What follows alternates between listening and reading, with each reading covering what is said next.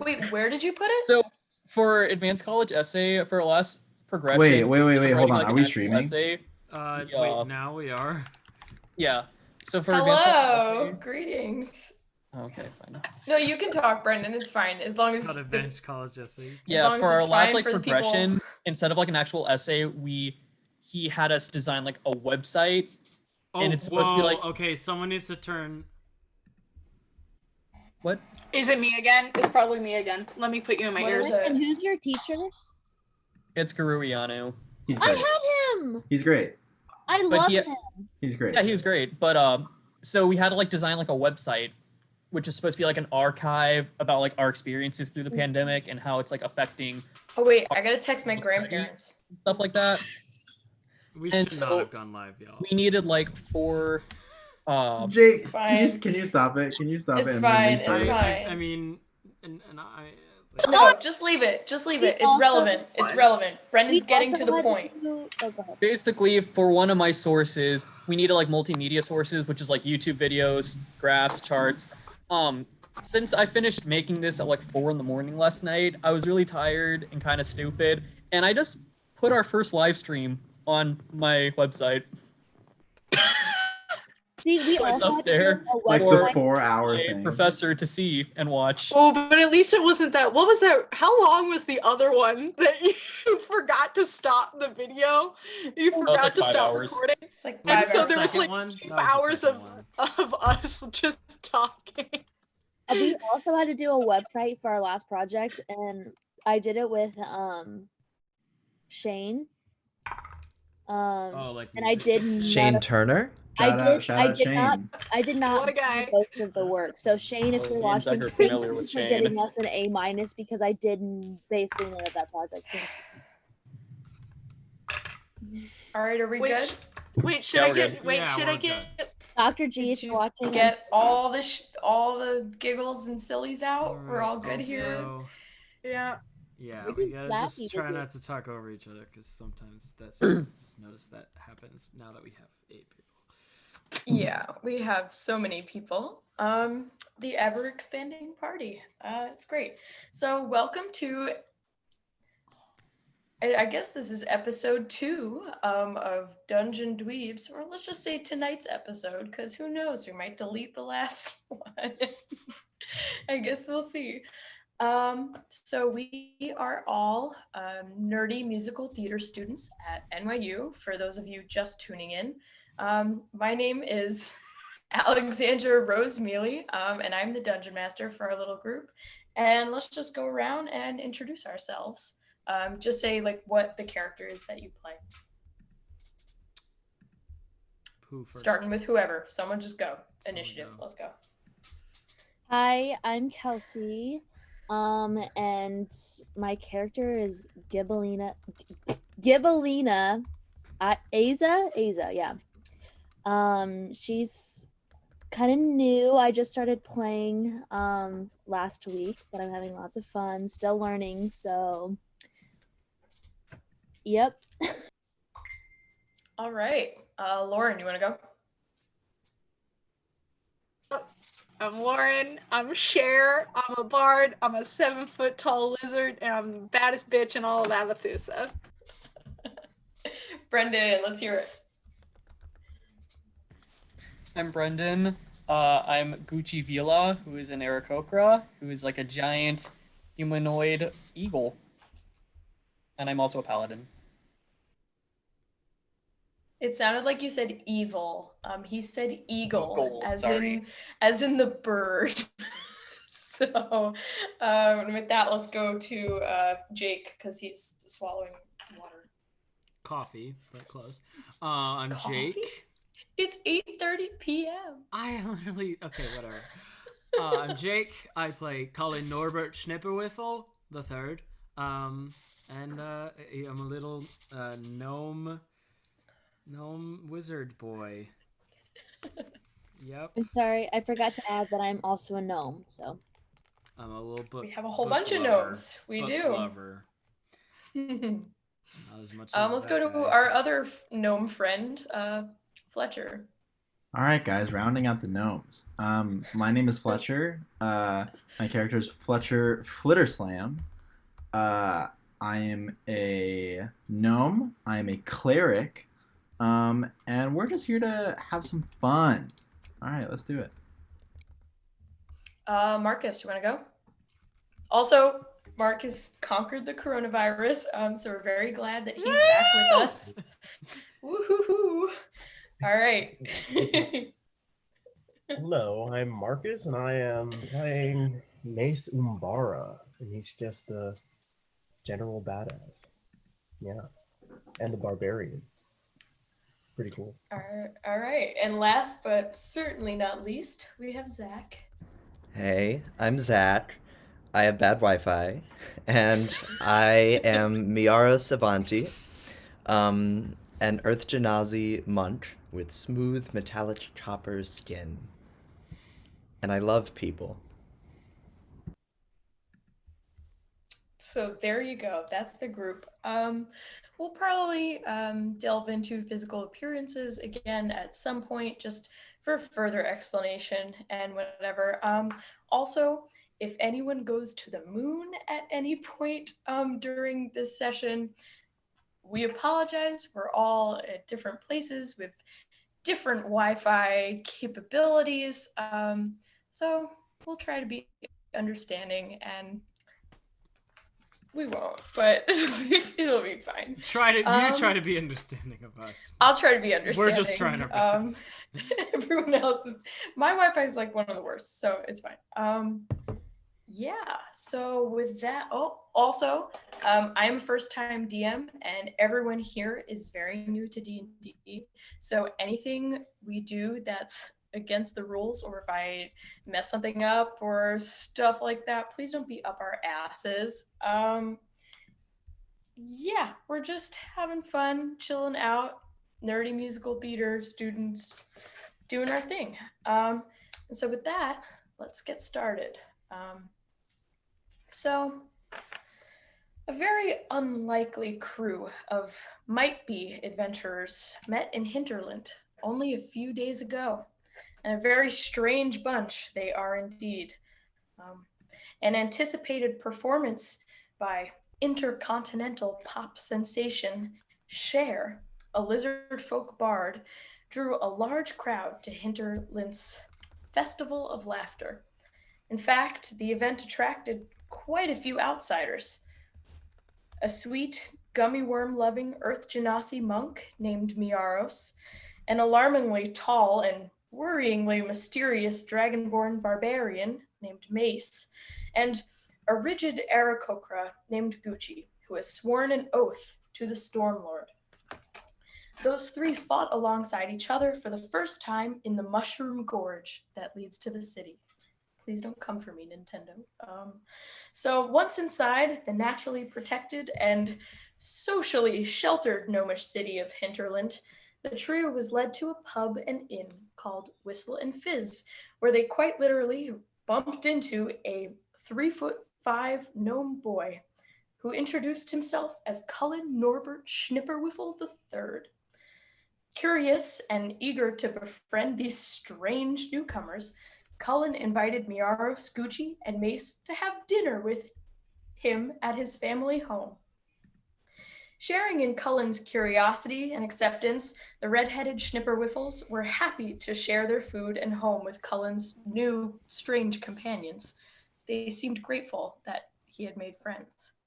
The group then made their way to the Mirage Theater and watched from the nosebleeds as Big Aeder, introduced Cher Sharkeesian, who entered amidst spectacular lighting to an enthralled crowd. Before her performance began, she gave a shout-out to Cullen, who apparently founded the Hinterland chapter of the Cher Squad fan club, and nearly fainted from excitement and embarrassment as he made his way to the stage to join Cher in singing her most popular song, Believe. Halfway through the song, though, Cher stopped singing, and Cullen, as well as an audience of 15,000 gnomes, watched as the glamorous lizard folk's eyes glazed over and she entered a trance-like state. Cher recited the following words to block chords on her guitar. The small will slaughter the sweetest fate and rush to save her a moment too late. Then 3 becomes 2 and 2 becomes 1, and the 7 seek to restore the sun. But the sun is old and the green one is cold. A sinister story begins to unfold. Seeking answers, the group made their way to the Hinterland Library, where they ran into a quite overzealous librarian named Fletcher Flitterslam. After the library, the basement of the library was destroyed by a bookworm, the group decided to follow a path that the worm had created underground. They also acquired a strange stone that seems to hold great energy and power, but the group is unclear on what it is at this point. Once they finally emerged from the long series of tunnels and events that they've endured underground, the group fought a wyvern and was surprised to see over the hills, riding on a goat, the daughter of Big Aoder that they had saved earlier, about a week before, Gibelina Aza. And so now you all begin to wake up as a light snow is falling. And you're all, as you wake up, you're filled with this sense of relief. It's the first time you've woken up to sunlight in a few days now. Gucci is more relieved than anyone, but it is quite cold. Cullen, you notice Tully is snuggled into your neck, and a peaceful, serene atmosphere has been created, and you can hear those waves crashing against rocks, just like when you went to sleep. As you look around, though, the peacefulness is kind of disturbed by the large dragon-like body of the wyvern that you all took down the night before. Just kind of a reminder of the dangerous path you're on, however beautiful it might be. What would you like to do? Poetry. That was all after the prophecy, that's where I was like improvising. I faltered for a second and then we kept going. So But you missed on Dweebs. Yeah, that's what you missed on Dungeon Dweebs. Yeah. Good morning, folks. Preseason. Yeah. I'm fucking cold. Can we leave? Can we leave? Please. Jesus Christ. Cher, how are You're you already? cold? The green one Have is the good cold. armor. You have special armor that I did add to your inventory. Oh, in never our mind. I'm absence. not cold. I'm great. This is gorgeous. Doing the behind the scenes work here. There's also another very important thing added to your inventory, which you'll see you have to attune to. I take my one back out and get the warmth already. I kind of hit it against the ground so it gets all warmed up, and it's like radiating a little aura. And I pull out a little bit of meat from my pouch, and I give it to Tully to eat. And I give a little scratch. And I'm gonna walk over and ask if I can hold Tully. Oh, well, sure, you can hold him. He's a little nervous with anyone else except me, but yeah, go for it. I put Tully on his shoulder. Great. Hey Tully, how are you? Keeping Does a he very- speak? Well, actually, he does speak to me. I don't really think he can talk to other people, but he can try. He doesn't Can you have a translate? verbal voice, but he communicates With me telepathically telepathically. with so. Cullen. Yeah. Nifty. Yeah, it's pretty cool. I hand him back. Well, thanks. Well, thank you. And now, I think Fletcher gets up and pulls out the amulet from his bag that he got from the dragon. Mm-hmm. And I make an investigation check. Sure. Yeah, you can certainly investigate. Sure. Let's see. 21. Ooh. Okay. So you can tell from the symbol on this amulet, the two hands holding the sun, that it is some sort of amulet of health. You're not sure exactly what it does, but you know that it's a good thing to have in your possession. But you're not quite sure exactly what it does yet. Why did a dragon have this? Fletcher wonders. And then I put the amulet back in my bag to save for later. Okay.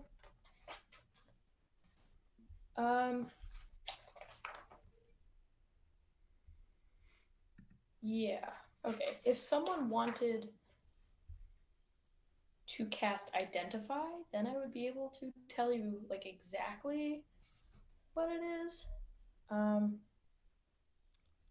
I mean, I have Identify, but... I also have Identify. Oh, you do? Yeah, I cast Identify. On this amulet. Pull it back out. I cast Identify on this amulet. Okay. So you know that it is quite literally an amulet of health. It requires attunement, and your Constitution score is 19 when you wear it. Wow. Yeah, so That's that's really all the effects of that. And I can put that in your inventory now, which I will do. And you guys can do whatever else you want. I guess because I've sort of been the one who wakes everyone up recently, so I sort of come going around and like nudging Mace, and I say, "How are you doing? Good morning." I think something's wrong. Oh, really? I'm. What's wrong? I seem to have no recollection of how I got here. What just happened? I just remember seeing a dragon. I have no idea how I got. You helped us fight it, I thought, but you do recall that it was a little out of character for Mace to be simply standing on the side throwing javelins, and he did seem a little bit out of it. Yeah, what were you like shaking or something? I know it was a scary thing. It may be the thin air. Maybe we should head to lower ground. Potentially, yes. I agree. We could go towards the water. I think Gibbo was seeing there were like lights a little further south. That may be wise. Yeah. I agree. I kind of would like to find a map of where we are, because to be quite honest, I don't really know where we're supposed to be going. Or if we could get a map of the whole,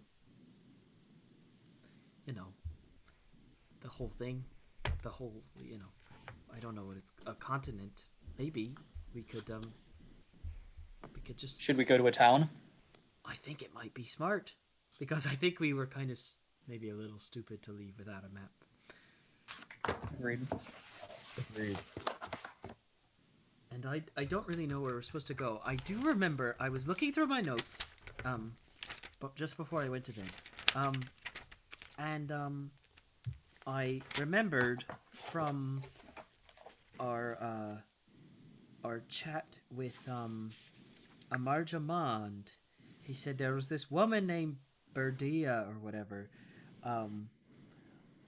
who lives by the elves in Lan Lenore, which that might be helpful. I don't know.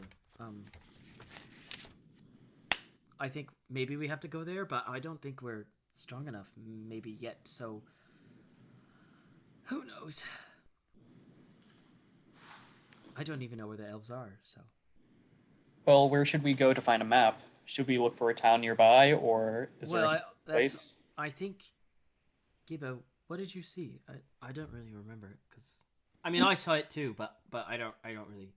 You I saw kind of a bunch of lights. The town didn't look too big, but there was some harbors. There was some mountains kind of surrounding it. Yeah, that's all I can Which really way? make out. Kind of down into the It left. was south. So Oh, when you were looking out onto the water, it was on your left. Okay, yeah. It was south, as I was looking out, and to the left, from where I was standing.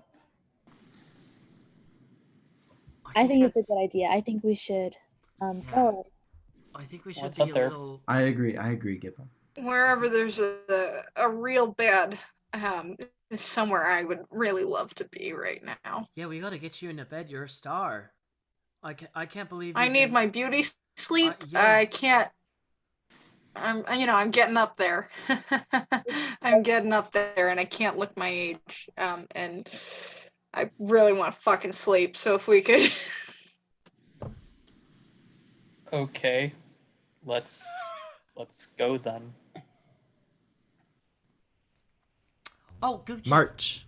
Is there any way that you can like see what we're coming up on? If there are like nice people or not nice people? Because you can fly. Yeah, I can scout. That would be really nice. Do I have to make a check for that? I or- could. Well, I could make you invisible if you wanted to go fly by yourself, but I don't. That would be smart, actually. You can I'd- go I'd- through it, whatever you want. There's no immediate check you need to make right now. I'll just like speak some words and you have a flick of my wand and the like kind of cascades invisibility over him. You can't see him. Okay. So I'm You all invisible. watched as your feathered friend Gucci Brendan. I'm invisible. Brendan. Iconic. Damn. Brendan, come back. Also, I think I'm on the moon right now. A little. We can hear you. You're just frozen. Oh, we can't hear her anymore. DM down, DM down. Oh, girl. Oh, no. My Wi-Fi got better. Oh, Good heavens. It's equivalent exchange. what's going on? Just turn off your video for a little bit. Oh, girl. There's no rules. We can do whatever we want. Are you using your hotspot? I or am your back. Wi-Fi? No, I'm using the Wi-Fi. I want to use your hotspot. But I think Might wanna Sal use- is playing in a Fortnite tournament. Sponsored by Starbucks. Nope, we are not.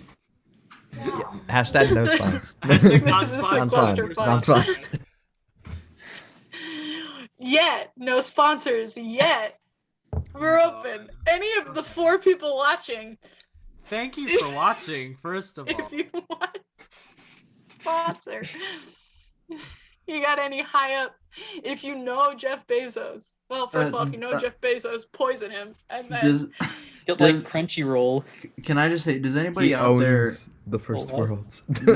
know how to any game tips when the DM is down? Any game tips when the DM is gone? Anybody know? It's I'm kind of. here. I'm okay. It's reconnect. I'm gonna connect to my frozen. Zoom spot. Are Hang you on. here? No. You're not still. I Just turn wanna off your play. camera. Or just I don't know. Wait, hang on. I'm gonna figure this out. I mean, Okay, now it's gonna be we fine. can hear you good now, and it's like That's great.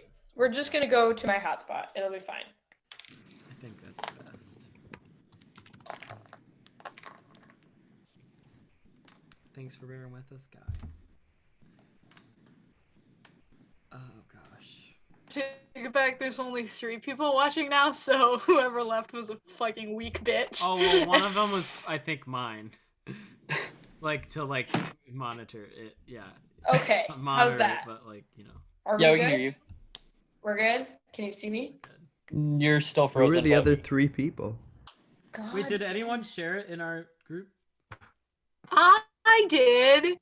Guys, it's Michael, Gabriel, You Goodfriend, and did? Alexander Like Jiminian. in Tish? Or over I the- sent it. No, I Seth sent it in the Gilliam. Facebook one. I'll send it in the other one. No one Tony goes on Shalhoub. the Facebook one. I never look at the Facebook one of any person. This is so annoying. It was going so good before. It's because Sal's in a Fortnite tournament. Well, is he at least doing well? I don't know. He's 12 years old. He's so goddamn annoying. You should just unplug it. He'd kill me. Jake. He would No, kill I'm me. kidding. That would just be really My funny. dad wants to post us, I guess. What? Hey, wannabes, this is for you. This is so bad. This Zach. is so bad. Wait, what did he say? Did he say Dungeon Dweebs? This is for you. He said, "Oh, you Broadway wannabes, this is for you." It's true. Even worse. It's true. That really is what we are. Just wannabes. Never gonna be. Not true. Off-Broadway wannabes. You're an off-Broadway wannabe? Guys, we're down to 2.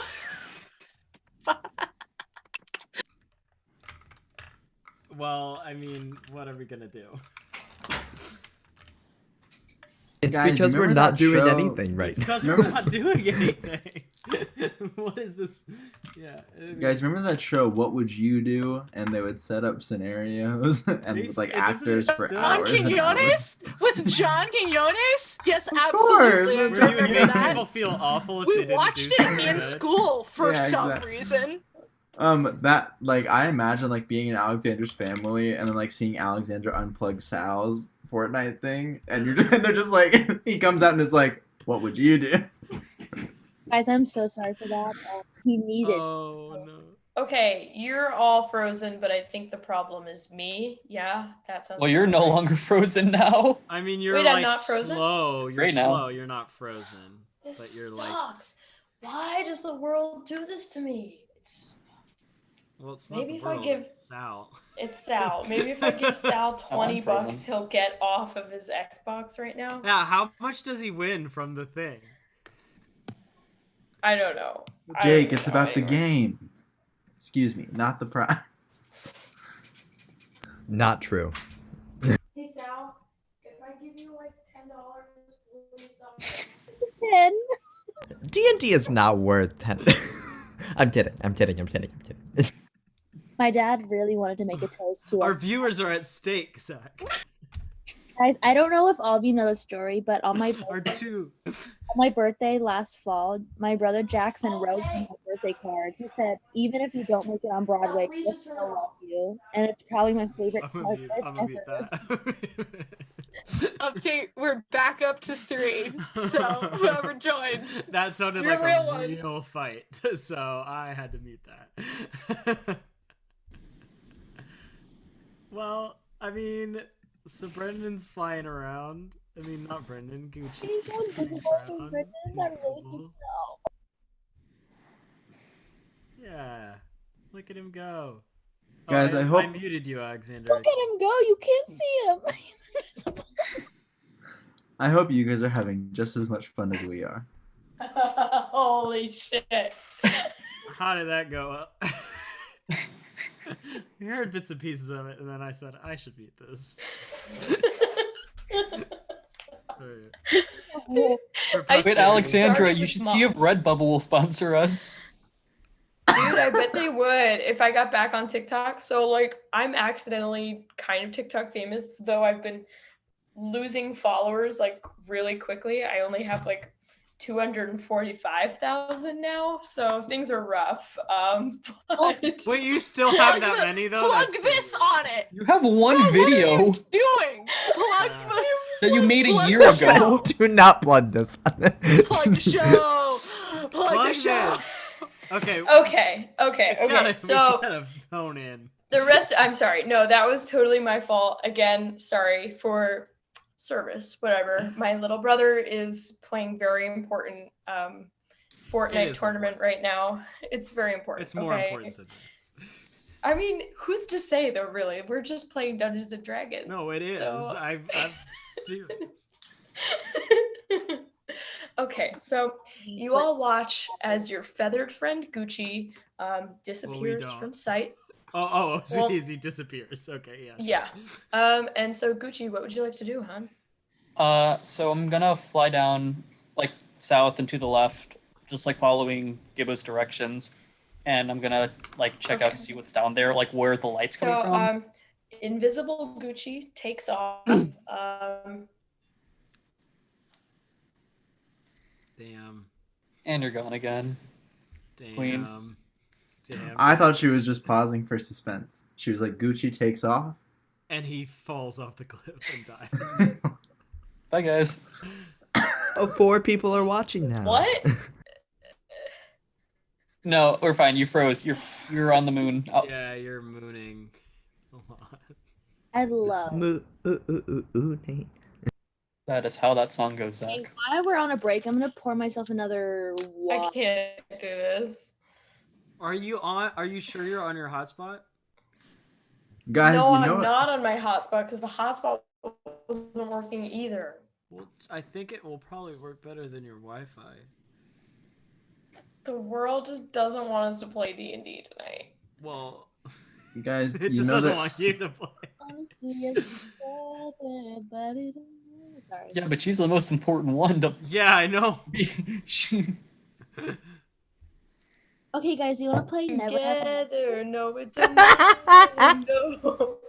Okay, you're actually good now, Alexandra. Yeah, Okay, you're it's good now, right? Sal must have just needed off. Okay. My man. My mom got mad at him too. Okay, so Gucci, you take off. Okay. Yeah, but Sal's been on his Xbox all day. We're down in Florida by the beach, and I'm up in the air and I'm flying around.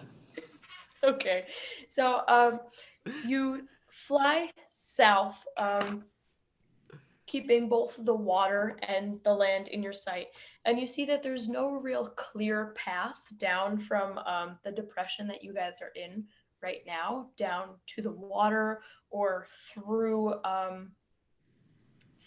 the cliffside. But it does look manageable. And as you go further down the coastline, you see the town that Gibbo mentioned that she saw. First, you pass by the docks. There are a few boats there, nothing too big, all wooden boats. There is one vessel that looks a little sturdy, it's bigger than the rest. Am I seeing any people? And not yet. You haven't seen any people. The docks look mostly unattended. Why don't you make a perception check?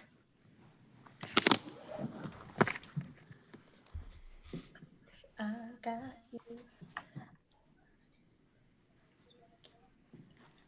Oh, that's not gonna be good. Okay. Just so you 4. know, 4. Okay. Fletcher, the amulet of health is in your inventory already. Okay, so you're looking around. It's very pretty. You're very happy to be up in the air. You see these boats, and then you realize once you've passed them, you probably should have looked for people, but you'll get it on the way back, right? So you continue on towards the town, and the town basically looks just like a jumble of wooden constructs, most of which are cabin-like structures. You do see that there are like 4 10-foot, not 10-foot tall. There are 4 stone towers in each corner of the the village. Village. And the village is actually surrounded by a palisade of sharpened logs. There doesn't appear to be any real city planning to the village. It's kind of just like a jumbled mess of cabin-like structures. And you do see a few people down below you. Some elves and some dwarves. Those are really the only humanoids you can make out. The village is fairly sized, though. There's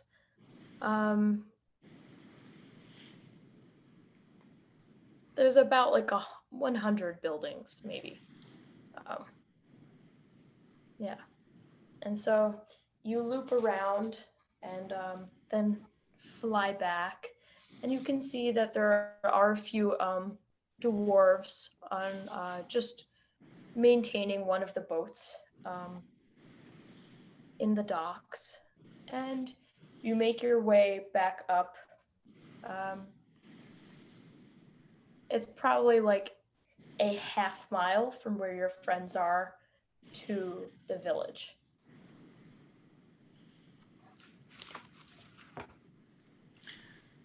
So I'm back. Yeah, you're back. All I'm right. back. Wait, do we know that he's back? I'm back. Oh, great. Hey. Do you need to be invisible anymore, or can I just try? No, how do I get this off? I do it, and yeah, it kind of just fades from him. So there's a little there's a village down there. It's decently sized. It's not tiny or anything. It's like a boating village. There are boats around there, and then there are wooden cabins. It's inhabited. I saw elves and dwarves, so it looks like it's safe. I know I've read a lot about dwarves and I've read a and lot about elves. I can actually speak both of those languages, so Great. I think we should be good. I'm glad that they are actually people of races that I know. Not that I don't trust Cher and I also speak Elvish, just in case that's ever gonna matter. Awesome. Okay. I think It's about that'll a be half super A mile. lot of time And in primordial Law Lenore. and celestial. You speak Spent a lot of primordial? time in Law Lenore back in the day, so Oh, you did. yeah. So I, wow. pretty familiar with some of those folks. Wait, you know Cher, where what it was that is? like? Well, it was back when I was getting my start. They were real nice to me, just a girl from a small town going to the big city. Living in a lonely world. Oh, I actually had a question about that, Cher. Do you this might be a little too forward, but did you come from an egg? Oh yeah. Yeah, Wow. well, I mean, we all come from eggs now, don't we? But yeah, I came from a big old sort of maybe this big kind of egg. Yeah, but I was adopted, so I don't know. I don't know my real parents. Oh, but like this little egg-laying guy. folk. And I pull up the dragon egg. You're kind of like this. Yeah, a little smaller, little smaller than that. But I'm no dragon. But you No. were adopted, so maybe he'll be as cool as you are. As you pull I'm out sure. the dragon egg, you notice that there's something a little bit different about it. Oh, guys, look at it. So what was previously all green, the little scale-like spikes on it are now black at the very ends where they kind of point. it's black. Well, Is the that egg okay? the egg is still primarily green, but there are little dark edges on each of the scales around it. I try and see what it means. If I've read about it, I don't know. I'm excited. Okay. Why don't you make a nature check? Oh no. Or Yeah, if you want to just +4. do a general intelligence check, I would accept that too. Whatever you I want. do use my sparkly green one. Okay. Oh no! It did me dirty. I got What is it? 3 Okay. plus So nature is 4, so it's a 7. in all the books you read, and you've read about dragons because you find them fascinating, you can't quite recall anything about dragon eggs, and what they look like and what the things on them mean. I But you ask do Fletcher, know that it is quite different from yesterday. I ask Fletcher if he knows anything about them, about dragon eggs, because I know he's probably read all the books that I've read. And I say, "Do you know anything?" And so I make a same nature check. Okay. Why don't you roll for that then? I just can't remember. Okay, we I know roll we 13. talked about it, but Okay. So Fletcher kind of goes back into the file cabinet that is his mind, and he recalls the illustrated books, color and everything, of the various different types of dragons and what their eggs look like. And up until this point, he was fairly certain that the egg belonged to a green dragon. But now he's not quite so sure. Nowhere in his studying, nowhere in your studying, Fletcher, did you learn about the changing color of an egg gradually over time, or what it might mean to have two colors. Okay, I don't exactly know, but it seems like it's going to be something special. Maybe God. something big. Oh no. Just well, okay, because I hang- was kind of thinking that maybe I did something wrong because I was, going back through my notes and I realized that like putting acid, because green dragons are more like poison You did what? based.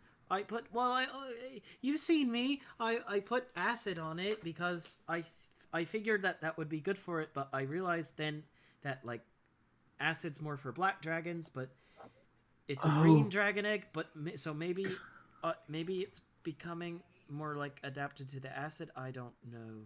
We could have done something really bad. Hold on to the egg, monitor it, and let me know as soon as it starts hatching. I will. Okay.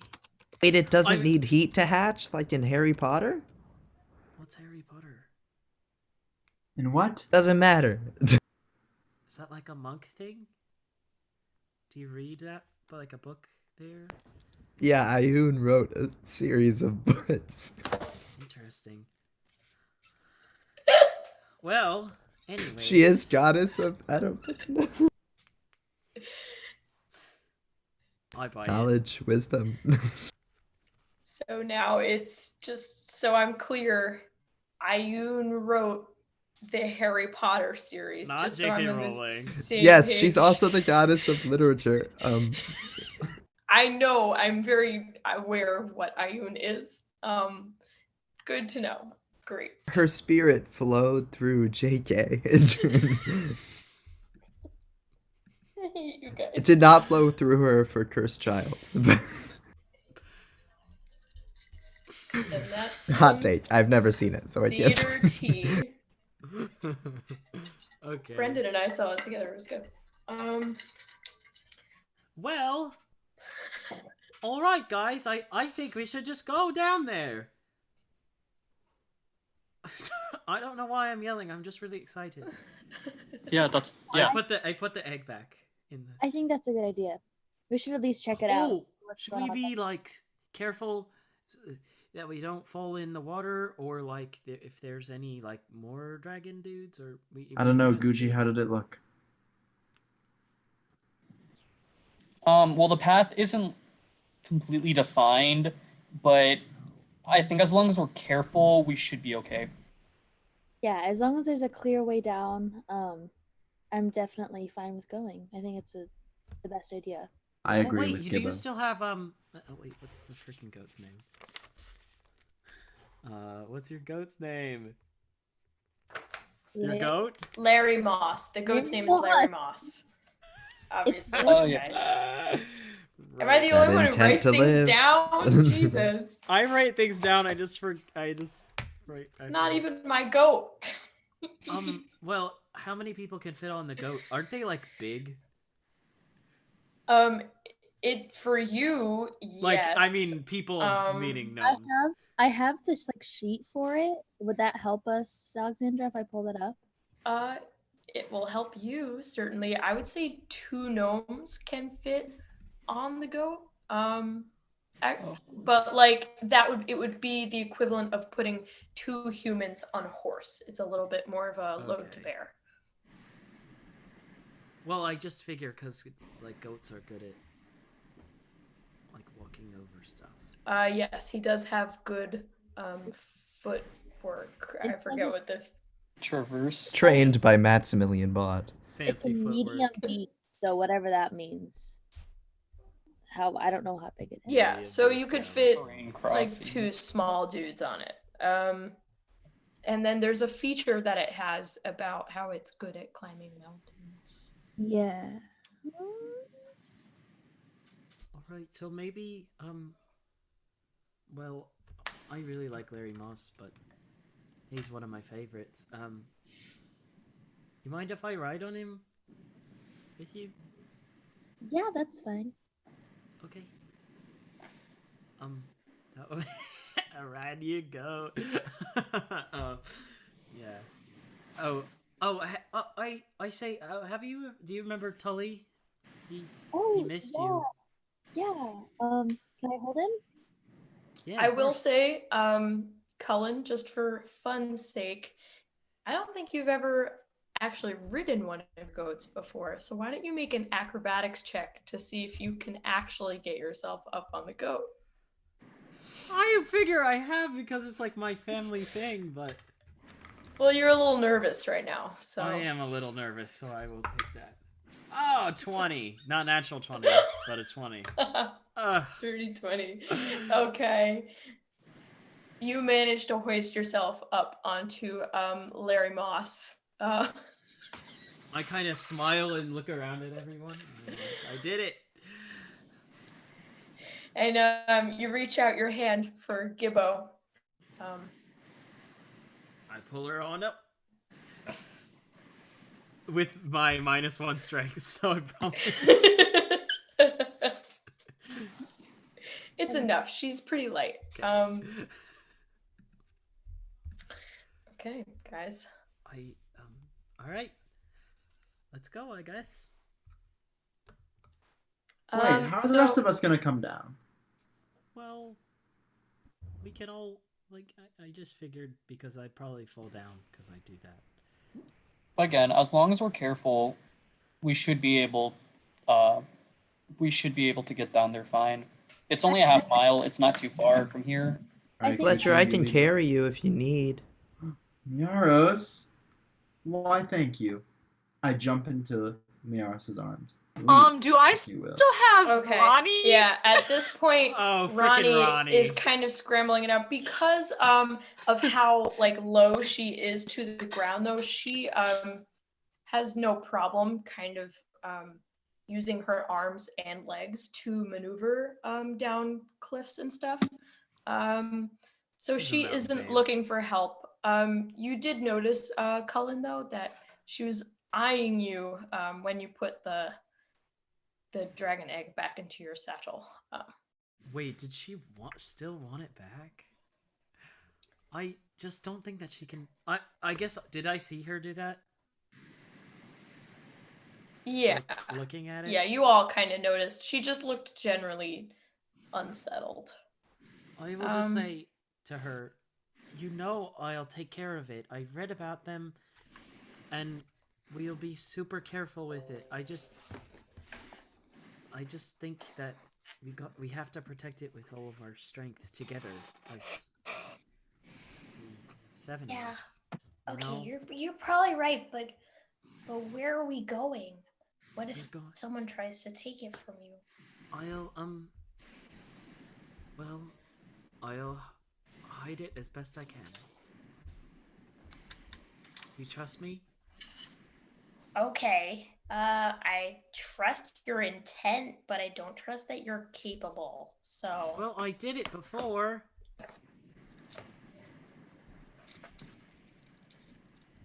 I trust you. I mean, does anyone have a big Well, backpack? all right. Are we 'Cause going mine's or kinda not? small. Okay, guys. I think the best plan of action is for Gucci to kind of fly overhead and lead us in the right direction, and then Colin and I can kind of lead the pack there. Yeah. I agree. Mace, how are you feeling? Will you be good to go down? I think so. I should be fine. Yes. So, I take off. I kind of like fly over Okay. above them. So you're able to kind of spot a little slip between the crags of this circular indentation surrounding the party. And so you can kind of direct them all to go through here. The snow has stopped falling now at this point. There's a little bit of snow mixed in with the dirt on the ground. And this area is lightly wooded. There's a pine tree or two. Very little undergrowth, but there's a little bit of greenery. And so the roots holding some rocks and loose soil in place, you're able to kind of start to make your way through. And at this point, I would like to ask for your marching order.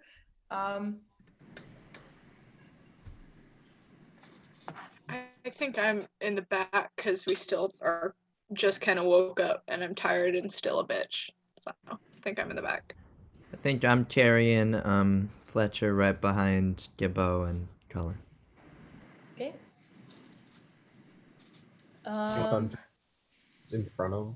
Mace is in the front? Not Okay. the front, I'm in the back. The in back. front of- Okay. So you guys are kind of weaving and bobbing. Who is in the front though? On the goat? I think It's the her two 'cause of it's you her on the goat? Yeah. Okay. And Okay. then and the Gucci is like flying overhead. Gucci's flying Yeah, I'm overhead. flying Okay. So overhead. Gucci, why don't you make a perception check? Just to see if you can spot an easy path for your companions to go down. Nat 20. There you go. Okay. So Gucci calls out with ease, as if he's done this a million times, with his eagle eyes, a small little winding. It's not exactly a traffic made path, but just an easy way that kind of zigzags down the cliffside, and you guys are making your way south as you do so as best you can. And Gibbo, why don't you make a perception check? The D20. Yeah. You roll a d20, and then you're going to add your perception modifier, which is in that long list. Okay. You're doing. Oh no. Hold on, I got off of my. That's okay. I can pull it up if you want. So, perception modifier. So that was 11.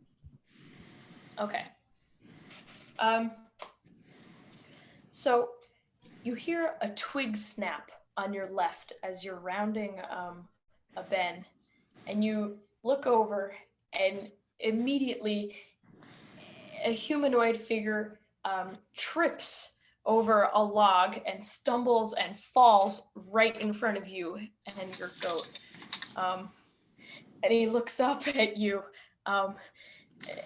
and tries to pull out his short sword and hold it in the air from the ground and say, "What business do you have here?"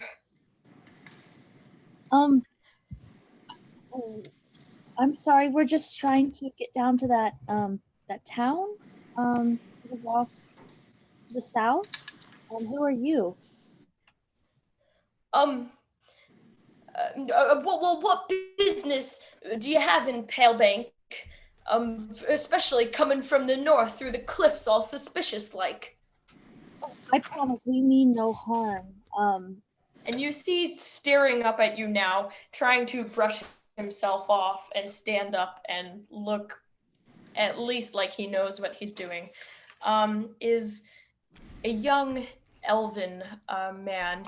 He's got brown tousled hair, almost a bowl cut, and green eyes.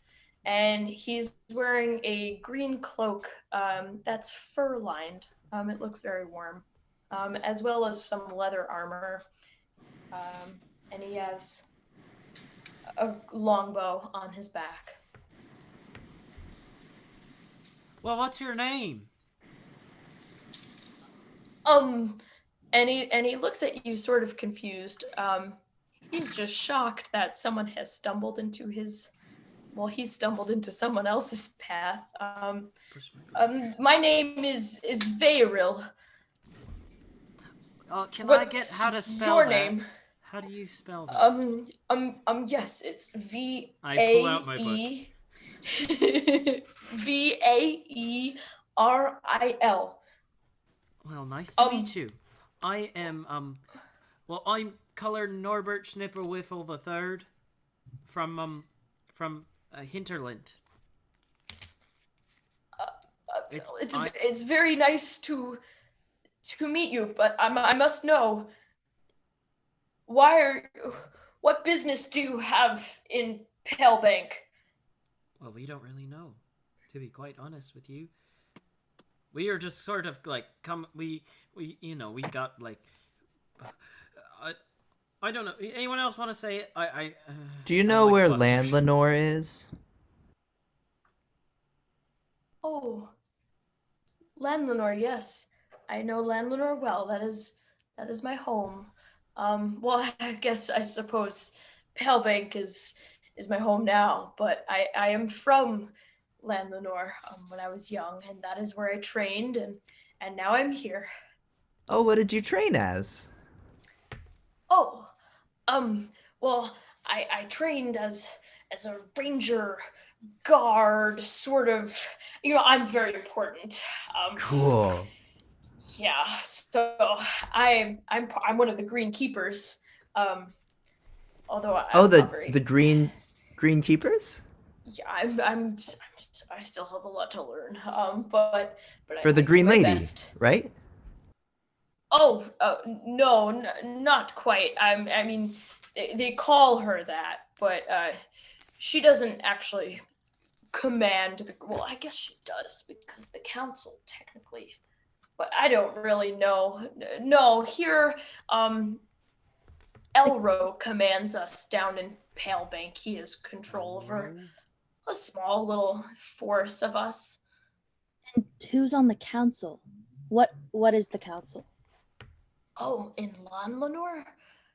I'm not sure. I haven't been there for quite some years. I don't know who's on it now. The Green Lady, certainly. I'm sure she is. Verdia. She's very pretty. I've only seen her like twice. But so no, they just mostly run all the accounts and things in it's above it's above me probably. I'm Yeah, sure that's not true. You were a guard. And you have You a were a really nice cloak. ranger. You happen to You have know a cool name. I do. I do. this? So, where are you guys coming from? Very rare that we get anyone out of the north, especially by land. I mean by sea, yes, but by land, very peculiar. And you are a Sure. peculiar bunch. Cher's gonna come to the front and she goes, what's the holdup? Look, Mama wants a drink and a nap. Why are we stopping? What's going on? Oh, why don't you make an intimidation check? Just got so Because- much information from this guy. Why am I intimidating him? I don't want to intimidate him. I felt more intimidated than persuaded right then. I came up to talk. I don't come up to talk to him. I came up to talk to my Your eyes are still bleary, and you people. look Let me somewhat check. alarming. This large lizard That's gonna be a folk. 14. Okay. Well, it's my job to patrol and see things that are going on. I mean, how did you get past the wyvern? Oh. What? We, Wyvern. Well, we kind Oh of... no! Don't worry. It's not our. No, it's not a trap or anything. Oh, I was good. just genuinely Okay. curious. Oh well, we killed it then. We destroyed it. Yeah, and we took its things. Oh wow. Yeah. At this point, I fly down and I'm like, why'd you guys stop? Who are you?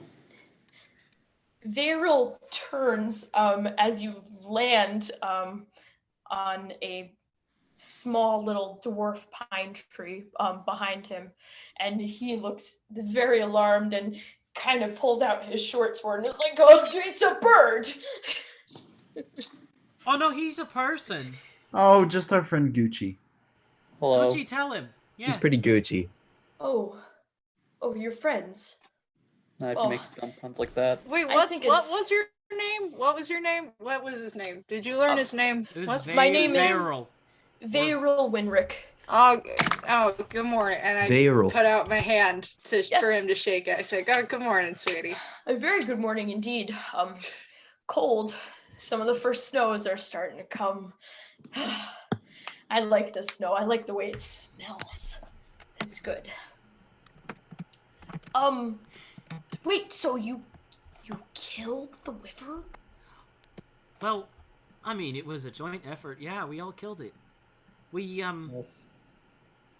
we sort of, just Must there's be- a lot of us. I mean, there's Well, 7. yeah, there We are kind of 8 of you, but I it mean, to be quite honest, it kind of just missed us all. The only person it hit was our super strong monk Miaros, and Miaros kept punching it. Oh, So- you're a monk. Yeah. Wow. That's cool. But I mean, I guess if we tried, maybe the Greenkeepers could have taken out the wyvern. But there just seemed no use. If we left him alone, he pretty much left us alone. So are you adventurers? We might We- be. We've been on an adventure, that's for sure. It's been Wow. like, how many days has it been? 4? 5? You I think don't it know. might be in that ballpark? You're not exactly sure. He just goes into counting. God. Well, it might be good that you guys have come to Palebank. Then, I think we might need your help. But we'll see. Would you like me to escort you to you know what? I should take you to see Elro. I mean, he'll probably want to meet any random group that was stumbling around in the northern cliffs. So if you'll follow me, if that's okay, if that's, I mean, I don't want to. I just have a question. Is the town like safe? Because to be quite honest, I've never really been outside of Hinterland, and so this is like. Oh, you're from Hinterland? I should have known you little gnome folk. Wow, long way. That's supposed to and mean. I turn around and I show my my cloak and I say, yeah, and this is the tree by my house. Wow. Yeah, I like your cloak too. It's cool. Well, thank you. It keeps me warm. My mom made it. I'm a little cold, to be honest. Abel's a little suspicious. He's a little reserved about following. So is Fletcher. Okay. If you guys want, you can make an insight check. Cher's gonna go ahead and say to him, she's gonna go, baby, I'll follow you wherever you tell me to go, as long as you point me to a nice bar afterwards, alright? All right. Well, there's only one, so it won't be too hard for me. Insight is 24. An insight? 24 is your insight? Okay. Smart boy. You can tell that while Am I still carrying you, Fletcher? My insight. Yes. Okay. Yes. And what was yours, Gibbo? 15. Okay. So you both get a sense that Varil is just a little bit alarmed and nervous to have met you while he was making his rounds. He usually gets put in this part because no one ever really comes out of the mountains over here, and he is not the best at his job, as you guys might have noticed. He's not quiet and just not a good ranger at all.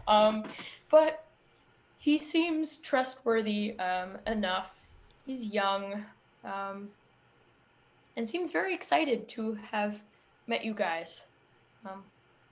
So, Varil, take us to your leader. What do you call it? That would be Elro Aldator. Elro. Oh, can I get? Do you know how to spell that too? I'm sorry, I'm just a note taker, so I like. Yeah. Here, let me. I'm not the best speller, but it's ELRO. Okay. Elro. Aldator. ALDATAUR.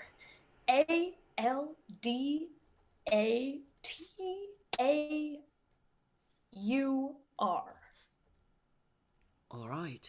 Like Elmo. I suppose if you were to change one of the letters, it would spell Elmo. Yes. It's another one of Ayun's creations. Elmo. Well then, we best be on our way. Then, if you'll follow me, I usually can get through the trees and rocks and things. I trust he doesn't you. He doesn't look too certain that he can. I look up to Feels a Miaros, little bit of pressure. and I whisper, "Do you think he can? I bet not." Shouldn't be judging before he tries. Okay, Miaros. I kind of can I like message to Gucci and be like, I'll like under my breath sort of message to him and be like, I would keep an eye out on just make sure we're going the right way, please, because I don't know if he's good at it. Should I fly or? I think so. I think that would be good, just to make sure we're going the right direction. Okay. So Gucci flies up above you guys. Let's see. Yeah, I'll roll for it. We'll see. Even though he's. Yeah. Okay. So Varil begins weaving and bobbing down the cliffside. He jumps onto a rock and kind of looks back at you guys like, yes, I'm somewhat competent. All the while, Gucci is flying ahead, just kind of scoping out, seeing what's going on. And you guys manage to make it onto a little bit more of a weathered path from where you are. And the path leads down towards the village, which you can now see out ahead of you. And you are closer to the sea level.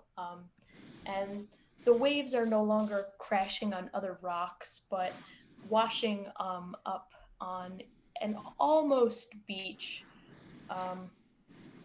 just a little bit below you.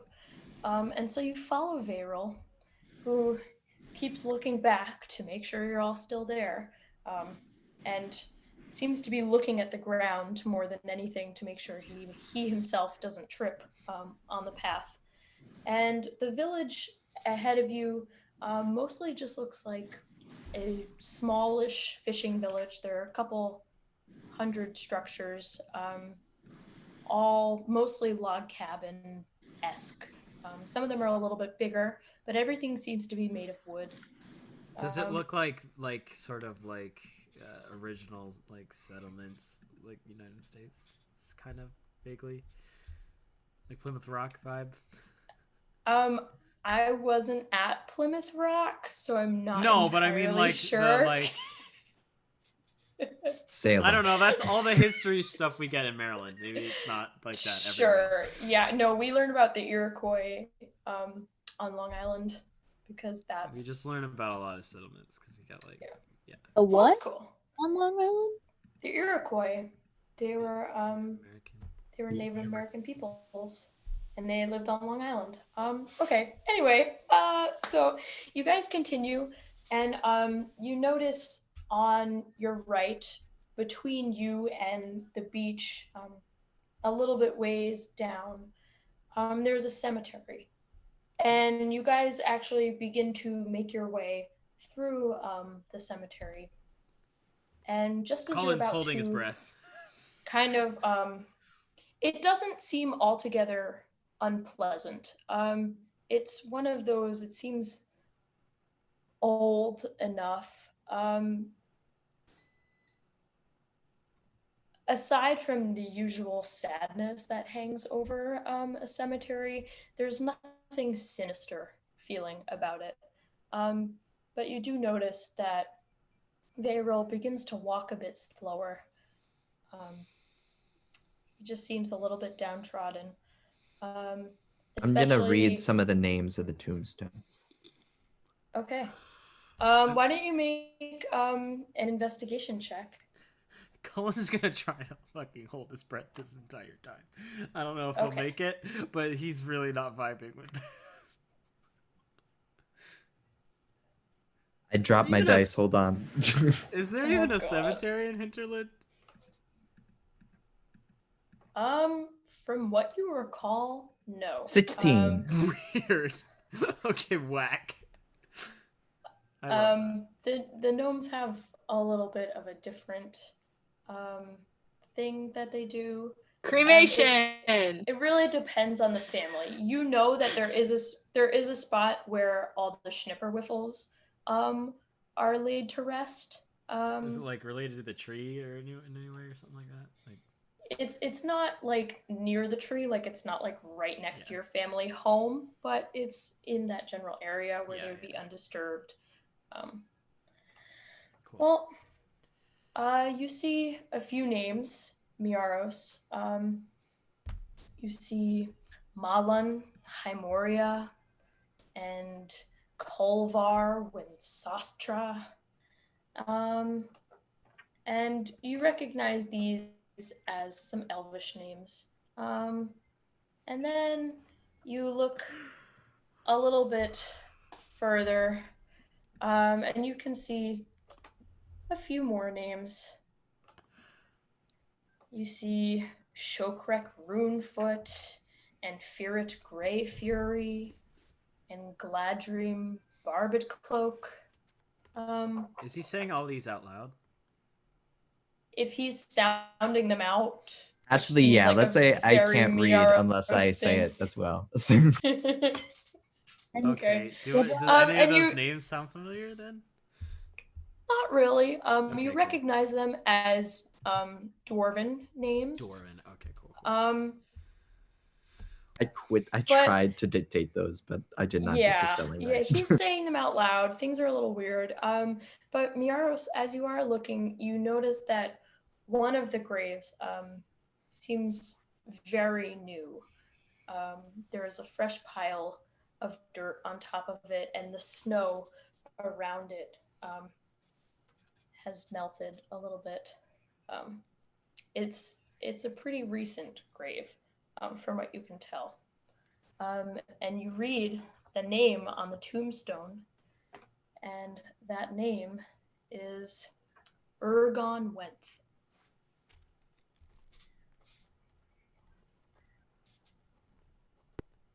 So I read it aloud. Ergon Wenth. And with that, Varel kind of stops and turns back to you and nods and goes, "Yes, Ergon. Yeah, the town's a little bit sad right now. So you might just want to be sensitive to that. I mean, it's a very small town, kind of everybody knows everyone. I mean, I didn't really know Ergon personally, but it's still it's strange. What happened to him? Oh, If you don't mind us asking. well, I mean, I guess well, he was an explorer. And he just came back and like 2 months ago, and he must have caught some kind of curse or disease or something, and it turned him into an ice statue. It was slow and horrible. And the poor old dwarf died all by himself. Nobody was around him? Well, I mean, we weren't sure if it was contagious or not, or what. I mean, we buried him yesterday, so. Cullen tried to hold his breath. He couldn't do it. Oh, dang it. Oh, the spirits are going to get inside me. No. What? Well, you know, like, you're supposed to, like, hold your breath when you go by the cemetery. Otherwise, you get, the spirits can, like, get on your body. I don't know. It's It scary. kind of like rolls her eyes and like I- looks at him funny. Well, that's just what I heard. I'm sorry. I tried to do it. I couldn't do it. Well, I don't Hopefully think get you cursed. really have anything to be afraid of in this cemetery. We do respect the dead, and most of the souls here are happy to be out in the wilderness. It is unfortunate about Ergon, though, but I think Elro will be happy to see you. And with that, he turns around and again walks down this path. And you walk out of the cemetery, and eventually the dirt turns into a kind of white, gravelly ground, and it crunches beneath your feet, and you can tell that it's broken shards of little shells. That the beach is not sandy, but entirely covered in white shells. And there's a few patches of snow here and there, but the waves lap up, and they seem to be relatively calm here. I'm up in the air right now. Can I like do a perception check to see that it's like safe, like that we're not. It's like see that like where they're going is safe because that's like why I'm up in the air. Okay. Or like, do I notice anything? Y'all Yeah. froze. So you know what? Why don't you make a nature check first? I went to the moon for a second. Hold on. Did I freeze? No, you're good. Oh, okay. Y'all froze for a second, so Okay, why don't you make a nature check nature first? check. Okay.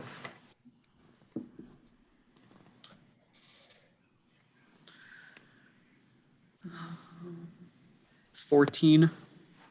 Okay.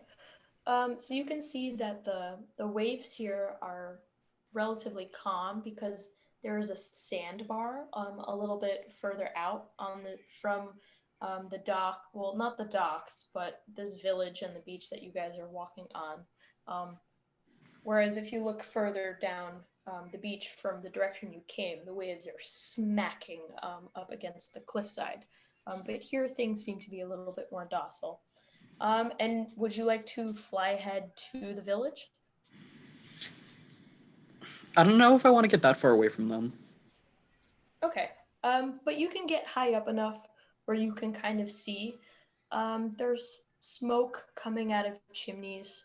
You see some children, some little dwarven children. There's a man pulling a cart. He also looks dwarven, and it looks like there's a lot of fish on that cart. They're kind of glimmering in the sunlight. The sun is coming from the north at this point. It's not very high in the sky yet. It's still quite early in the day. And things seem pretty okay right now where you are. Okay. Nothing. You don't have a bad vibe. I believe can you detect evil? I think as a paladin, I'm pretty sure you can. You can detect good or evil. Detect if good you or evil. if Think you would so. like to. You don't have to, but I do think you have that capability in the future. Just Yeah, so it's you know. divine sense. I can use it Okay. 3 times for a long rest. Would you like to use it? Do I use it on like a person? I don't know. Oh no, it's just okay. Yeah, I'll use one. Okay. What does it do? So, as an action, you can detect good or evil. Until the end of your next turn, you can sense anything affected by the Hallow spell or know the location of any celestial fiend undead within 60 feet that is not behind total cover. Okay. Like, I guess if there were zombies in that cemetery. Okay, yeah. So, no, from what you can tell, there's nothing really. You good? Yeah, it does that sometimes when I like look out to check the bigger screen. So it seems pretty okay. It does just seem like a normal fishing village. Yeah. And so the rest of you continue to follow Varel, and he leads you through a little gate between the wooden pointed spires that kind of jut out in a little cross thing. I forget what it's called. Palisade. And he secures it behind all of you. And the path is pretty clear now. There's no trees or anything anymore down to Palebank. And he says, well, this is the town.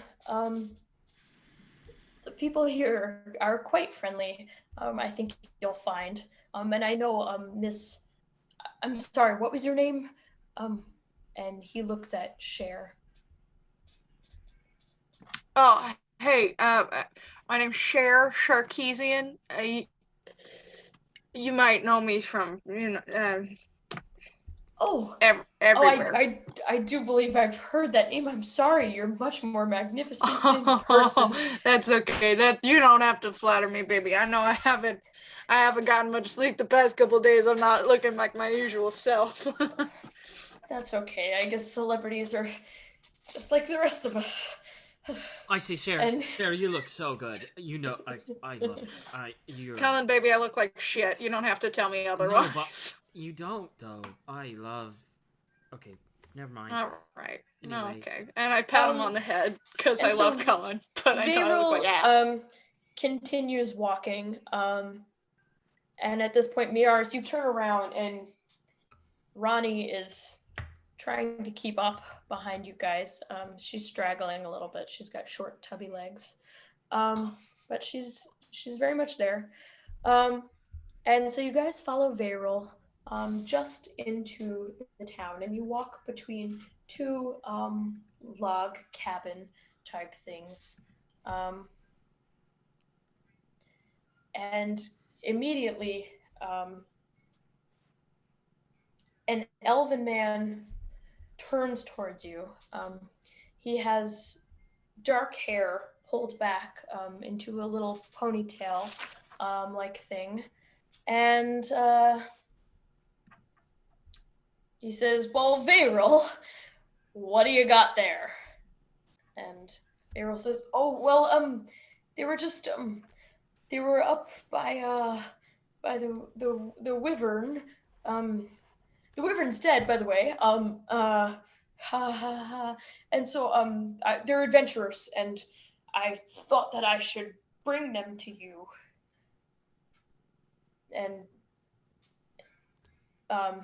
this man who introduces himself as says, "Well, I'm Elro Aldator. Thank you, Varel. Get back up there." And Varel goes, "Oh, yeah, yes, sir," and kind of scrambles away back down the path. Oh wait, Thank can you, I give Varel. him? Can I give him 5 gold pieces and say thank you for helping us? Everybody say thank you, Varel. That's really not necessary. I don't. Jared, keep it's on okay. rocking, Varel. I put it in his hand. Okay, and he gives a look to Elro, and Elro nods, and so Varel, thank you very much. Good luck. And I'm sure we'll meet again. And he turns and kind of jogs off. Looks back over his shoulder, just kind of smiles to himself. And now you are standing in front of Elro Aldator. And he is wearing a similar cloak to the one Varel is wearing, but his looks a bit more weathered, as does the rest of his person. Cher and Miaros and anyone else who was familiar with the wood elves of Lon Lenore can tell that this man is in fact a wood elf.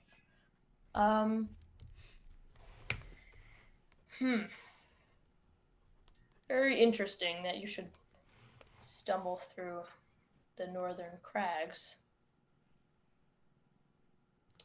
Who are you? And where are you from? Well, that's kind of a complicated question. Well, yes, there are so many of you, so... All right, well, let's go around. Let's introduce ourselves. I'll start first. Hi, I'm Cher. Cher Sharkeesian. International pop sensation, if I do say so myself. Who wants to go? Cullen, you go next. We'll go down the line. All right. Hi, I'm Cullen Norbert Schnipperwiffle, and this is Tully. The third. The third, yes, the third. And this is Tully right here. Tully, say hi. Okay. Hi, Tully. And poor anyways, Wonka. That poor cat. yeah, hi. I'm from Hinterland. I suspected. Yep. As for the rest of you, Hi, I'm Gibelina Aza. Did you say? You might know my dad, Big A. Possibly. He's a pretty well-known man in Hinterland. Yes, I'm familiar. And what about you, Gnome? My name is Fletcher. Nice to meet you, Elro. Very nice to meet you. And what about you, big fellow in the back? I am Mace Umbara, mercenary. Interesting. And what about the bird that's been circling us? His name Any is ideas? Gucci. Gucci, come down here. Come on, down Gucci, here. come on. Elro wants we're to talking talk to to people you. now. Okay, Wait, hello. do I Who not are get you? to go? No, by all means, introduce yourself. I'm Gucci. Who are you? I am Elro Aldator. I think he's Okay. pretty important. I'm sorry, what was that? Oh, I just. I said, this is my pal, Miaros. Thanks! I was waiting. I'm Miaro Savanti. Nice to meet you. Quick question. Do you know how to get to Landlenor? And do you know who the Green Lady is? And or if she is on the council? And where we can find her? Thank you. Lots of questions. I'll start with how to get to Landlenor. There are two ways, obviously, one by sea and one by land. I can't say which is the less perilous of the two. It is quite far from here. You're almost on the opposite end of Bakar. As for the Green Lady and whether she sits on the council, I can't quite say. I haven't been to Landlenor for some 70 years, I think, now. But I did grow up there. And I do recall the Green Lady at some point. Berdia, I think her name was. Oh yeah, I think that's her name. I have her written down somewhere in here. She's sounds like she's pretty.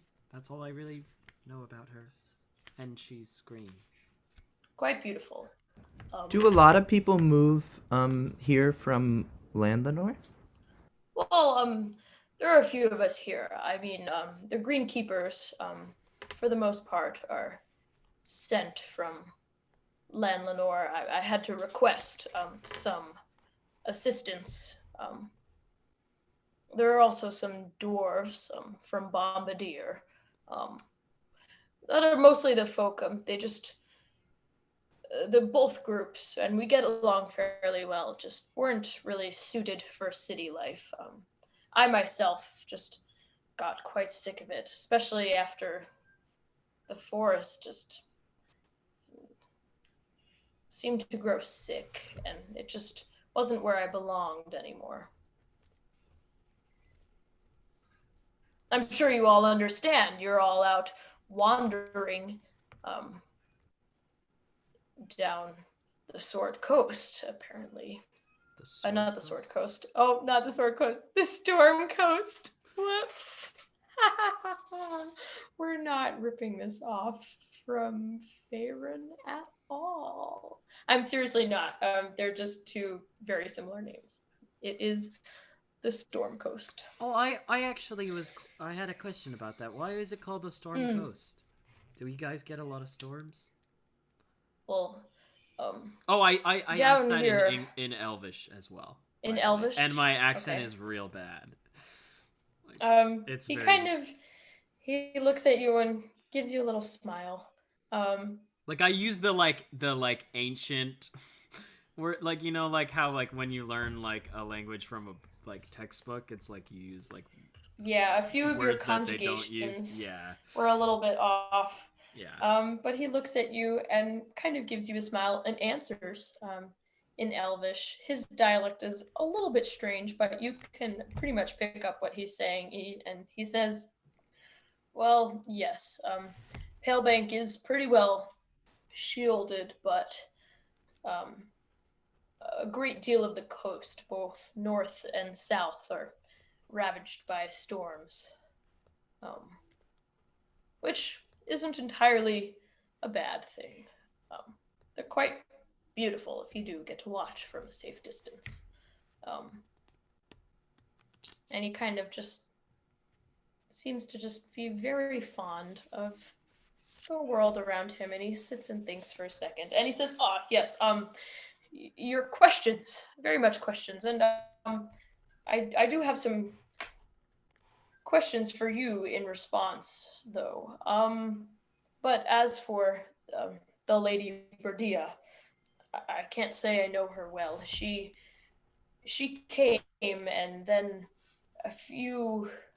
a year or two after that is when I decided to leave. Um,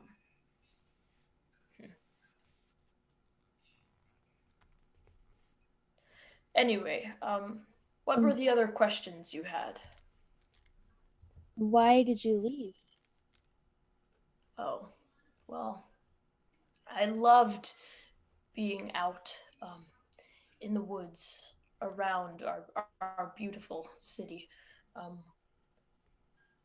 the ones that were mostly uncharted, seldom explored by the city folk.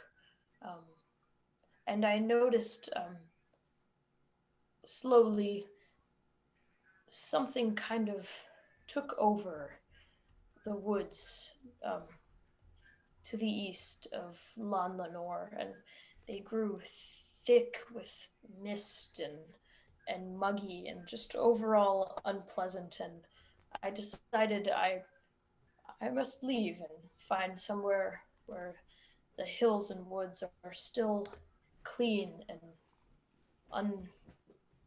unadulterated.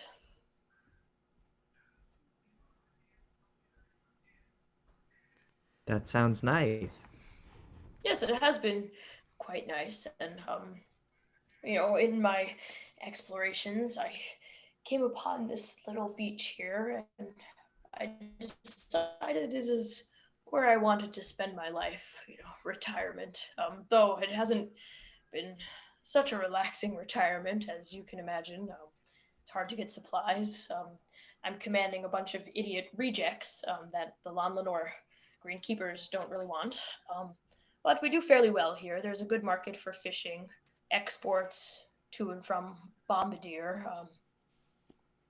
We do okay, and we live by our own means. It is a fierce environment, and the winters are tough, I will say. Yeah, I was going to ask, how do you guys? I mean, you were from Lanlanor, which is pretty high up and warm. How do you stay warm here? Because I imagine that would be very hard. Well, we do a good job of insulating our cabins, keeping fires going. And we just try to stick together, watch out for one another. Um, Lots of warm clothes, animal hide, which, by the looks, you all might need, especially if you plan on sticking around in these parts. May I ask, what has brought you to Palebank? Well, it's a funny story. So, well, we all started in Hinterland. Really went down in a hole in the ground. Ended up in a kobold hideout, and came out on the other side of this mountain, and we just ended up here. We don't honestly, it's been really crazy, and we would just love to take a moment to rest. We just sort of ended up here. We weren't aiming to come here. It's just where the mountain spat us out. I go over to Cullen and I whisper in his ear, I think Cher needs some glitter grog. Just letting you know.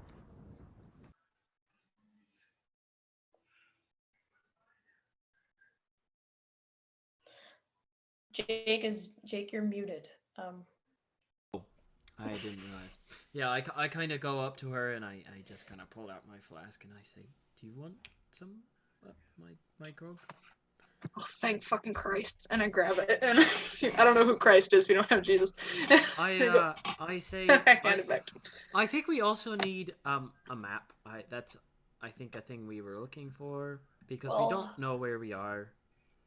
If you guys I think you have could a get map one. maker, Yes. I might have one just lying around to spare. I know I have a few copies. But actually, I think it might be some good fate that, as you said, just kind of expelled you from a mountain just above our banks. also And you, I'd like to say I'm I'm super sorry about your about Ergon. I don't obviously we don't know him, but if there's anything we can do to help out with that. it's appreciated. And actually, there is something um, you can do. And I only ask this of you because, I mean, you've killed that wyvern up there, so obviously you mean business. And you seem like a pretty well-rounded group of folk. And well, we do need a bit of help here, it seems. So I'm not sure exactly what Veyril has told you, but Ergenwenth, he was an explorer. And about 2 months ago, he returned home after exploring the Shadowlands for around a year. And he had only been back a few days, and he started to come down with this strange affliction, it seemed. And he moved very slowly, and bit by bit, blue veins began to appear all over his body. Um, and we tried bringing him to the village priests of both Moradin and Corlon, and none of the spells that they tried could seem to heal Ergon. Um, it's very puzzling, and he battled the affliction for a few weeks, but his body just kept slowing down bit by bit, and then he turned to ice. Very peculiar, indeed. And myself included, and the rest of the village thought perhaps it was an isolated incident. He just picked up some sort of curse or something while he was exploring the Shadowlands. I mean, things like that happen down there. But then we noticed that another dwarf, a trapper, her name is Tolgi Lutan, began showing signs of the illness as well. Oh no. And so I myself tried to talk to her, but she does not trust authority very much, and she asked that I just let her die in peace, which I found alarming. Well, was she typically like that before? Well, yes, she mostly kept to herself. It was very gruff, but perhaps a group of clever folk like you might be able to get something out of her. I don't even know. Can I try to Where is she? think back to a book I've read? If there's anything about a similar sort of disease. Sure, yeah. Why don't you make a history check? 18. Thinking back, there's really nothing you can quite kind of come up with. Yeah, nothing's really ringing a bell right now. Okay. Where is she now? Well, I believe she's in her cabin. We would need to know the cause of the affliction. just so we can stop it from spreading or doing further damage. And I'd be willing to offer you as much as I can muster. I'm sorry, I don't have much as well as far as monetary wealth here. I mean, my position is mostly voluntary, but I'd be willing to compensate if you were to find the cause.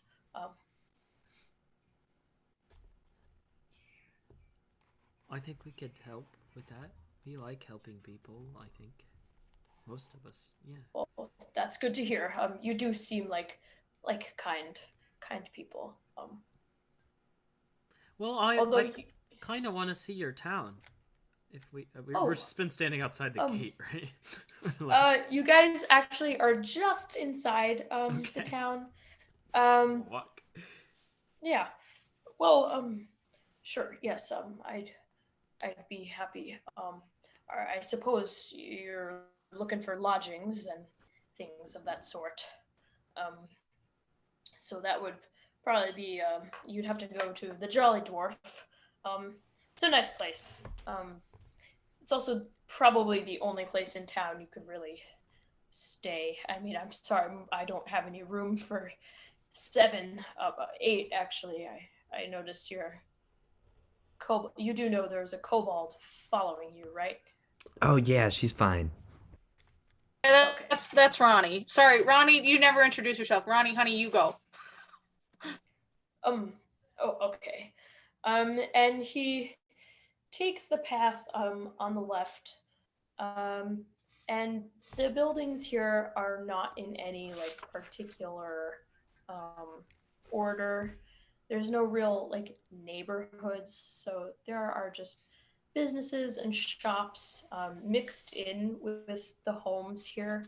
You see a few elves sitting on a porch, and they wave at Elro and seem a little bit perplexed at the strange visitors.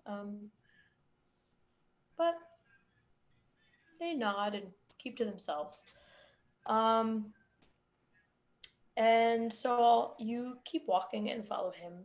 And on your left is a cabin that is being very clearly guarded by an elf woman. And she stands up a little bit straighter when she sees Elro and gives a nod and says, "Good morning, sir." And Elro says, "Good morning. How are you doing?" I'm doing good, sir. How are you? And I'm very well, Mila. And then he turns to all of you and says, "Well, this is the house that Ergun Wenth resided in before he passed. It may be of use to you, perhaps. I'm not exactly sure." And he continues walking. And as you guys get closer to the shore, you walk past residencies. You see there's a smithy where a dwarf is at work making simple weapons. And you walk past an open little market where there are just animal skins and furs hanging from some poles. And there's a dwarf woman who waves at you, and she has long braided red hair. And you continue up to a large round log building. And there's a sign out front that says the Jolly Dwarf. And there is smoke coming out of the top of it. It looks like a pretty happy place. Cullen is taking notes and trying to see, like, any ways he can improve Whistle and Fizz. Fletcher's very squeamish and upset at the animals and first. Oh, at the animals. Oh, sorry. Are you a Okay. vegan? Is that part of your fiction? No, I'm just not used to seeing them displayed in such a way. Well, this is where you'll be able to find lodgings. It's run by Arl Bortok, very nice fellow. They call it the Jolly Dwarf for a reason. And I do suggest, though, that you try and be speedy in the solving of the cause for the disease or malady or whatever it might be, curse, I'm not sure. It worries me that someone else has been infected. But I do wish you luck. I'm sure things will be okay. And if you need me, my cabin is actually the first one on the right side of the entrance you guys came in. So feel free to stop by at any point. I'm sure I will come and find you if I learn anything. And I assume you're staying here. Will that nice Yes. woman who was guarding the house, will she like know that we're allowed yes, to go Mila. check it out? Yes, I'll be sure to go speak with her quickly. I just have a personal question. Is there any place where you guys have like magic thingies? Anyone who sells I don't magic quite items or think so. I mean, books or something like that? Oh, books. Well, anything. I do believe there is a traveling bookseller in town at the moment with his family. I don't quite recall the name, but I mean, he's probably staying at the inn. That's where most travelers stay.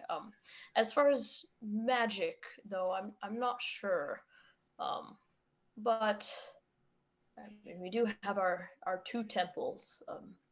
The dwarves tend to congregate at Moradin's temple, and we elves try to hold regular meetings at the Temple of Coralon, but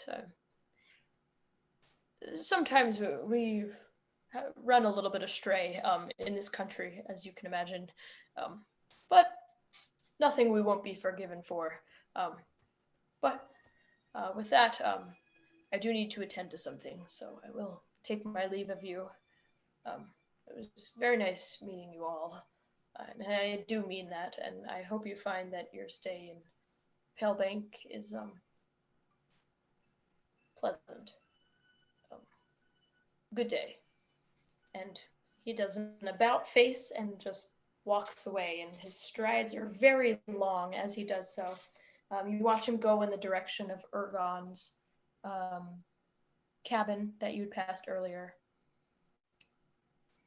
And there you are, standing outside the door of the Jolly Dwarf. All right, guys, should we brainstorm and get some alcohol? Yes, that one. Yes. Let's go. Drinks on me. Oh wait, where do we put the goat? There's a little it's a bike rack, but a goat covered. rack. It's not a bike rack. There's a cover. It is a bike rack. But there are two ponies currently tied up in there. So We Gibbo, can have some friends. Gibbo goes up and ties Larry Moss next to these ponies. Okay.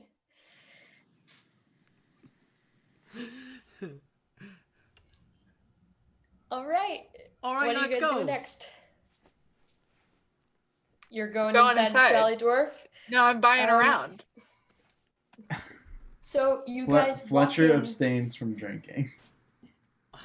Fletcher's I'm a still fucking carrying pussy. you, Fletcher. I think when we get inside, I put you on top of the bar. Oh, girl. Fletcher So intended to abstain We'll from have to have drinking. one drink. Come on. so as you guys Wait, so are you a Mormon? we Are haven't you even gotten a Mormon or inside. what? He's a librarian. We're all the same.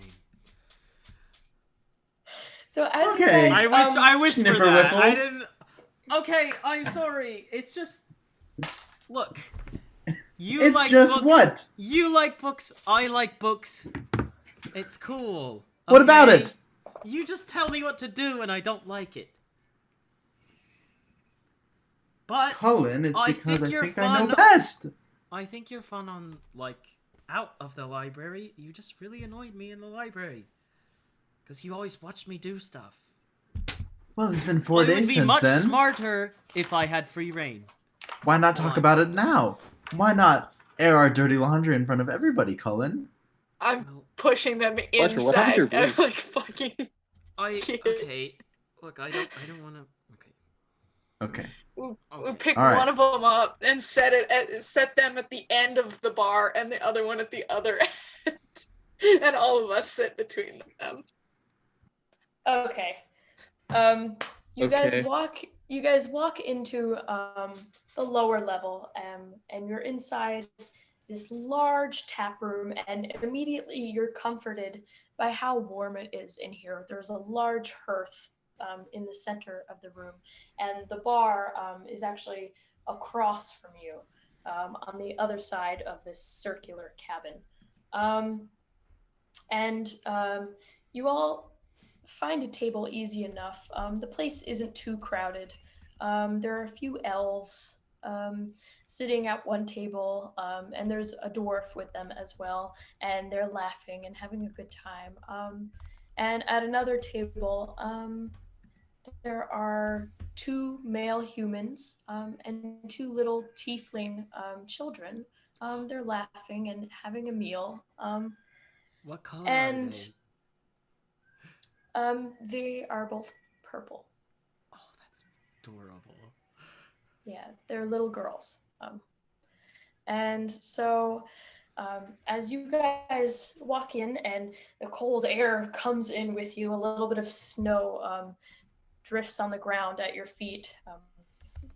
Cullen and Fletcher are arguing just a bit. And a jolly, plump dwarf with red cheeks and white hair and a beard. Santa Claus. He looks like Santa Claus. He's in a pair of red overalls over a white shirt rolled up at his sleeves, and you can tell that he's pretty muscular, but he's in his older years. And he looks at you and he says, "Welcome to the Jolly Dwarf. What can I get for you folks?" Some Christmas spirit. Well, I don't quite know what Christmas is, but we've got plenty of spirit here at the Jolly Dwarf. Are you It's looking another for a Ioun room? thing. Would you like a drink? Sit down, have a drink. First and- order of business, I want to buy around for all my friends. I'm fucking tired. Coming right up. Just the house beer or what would you like? That sounds good to me. I would like some beer, yeah. Or do you have any like cool whiskey? I do. Yes.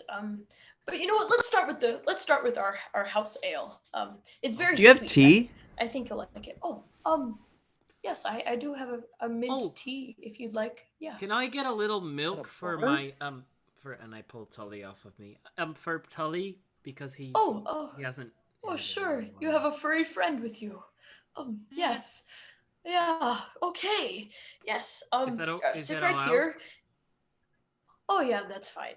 Yeah. You sure? Just as long as you just clean up after him, please. That's I all slap him. ask. I That's snap all I him. He ask. poops away, and I say, I can.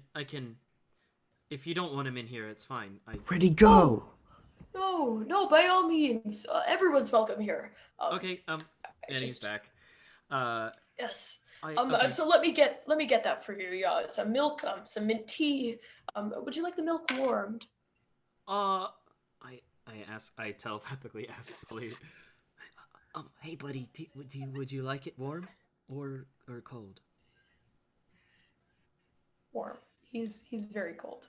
So you Okay, hear in okay. your I head like in it the warm. little voice of Tully. Sure thing. Anything else? Any food or anything like that? Not for me, but I do think we are gonna need to get rooms at some point. I think. Oh, Yeah. sure. Do we agree? Yeah. Yeah. We've got plenty of space for you. Great. Upstairs, and especially since a good deal of your party seems to be little folk. It should be quite easy getting you lodgings. I guess do we need to share rooms or do we need to? Yeah.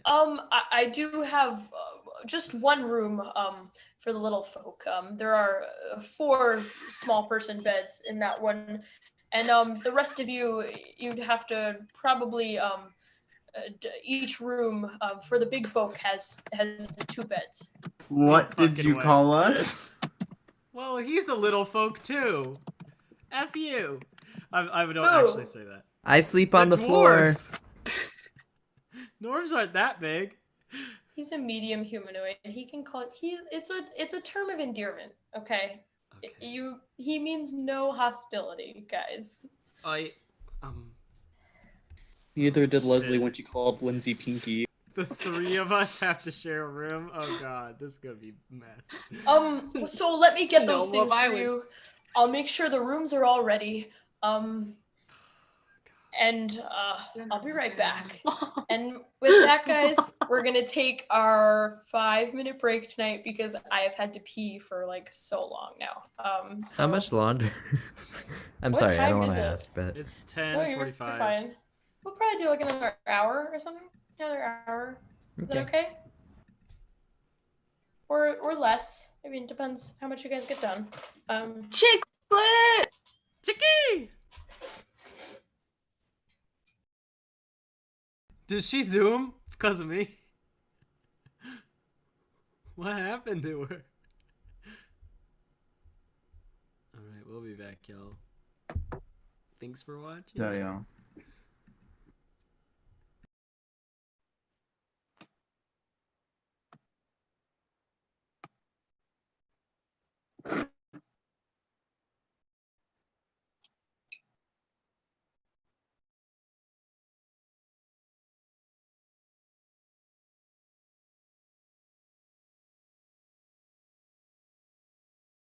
Oh, she about to zoom again. Come here. Say hi. No, everyone's gone now.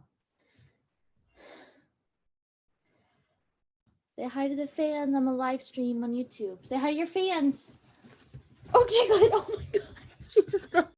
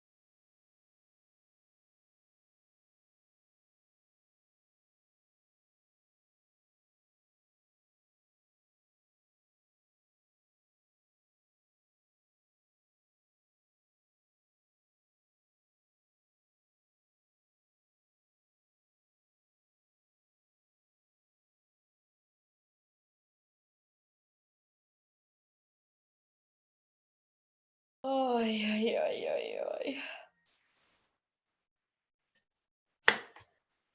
What's going on?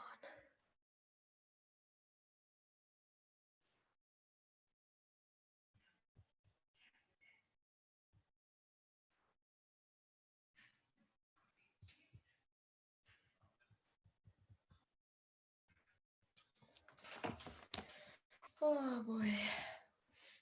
Oh. What are you screeching?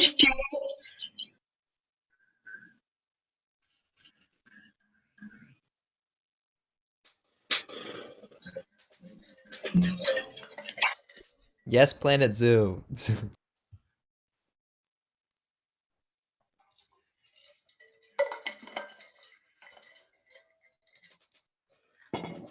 I see you with the Minecraft. What was that? What? Ay.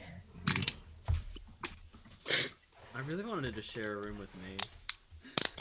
Oh my god.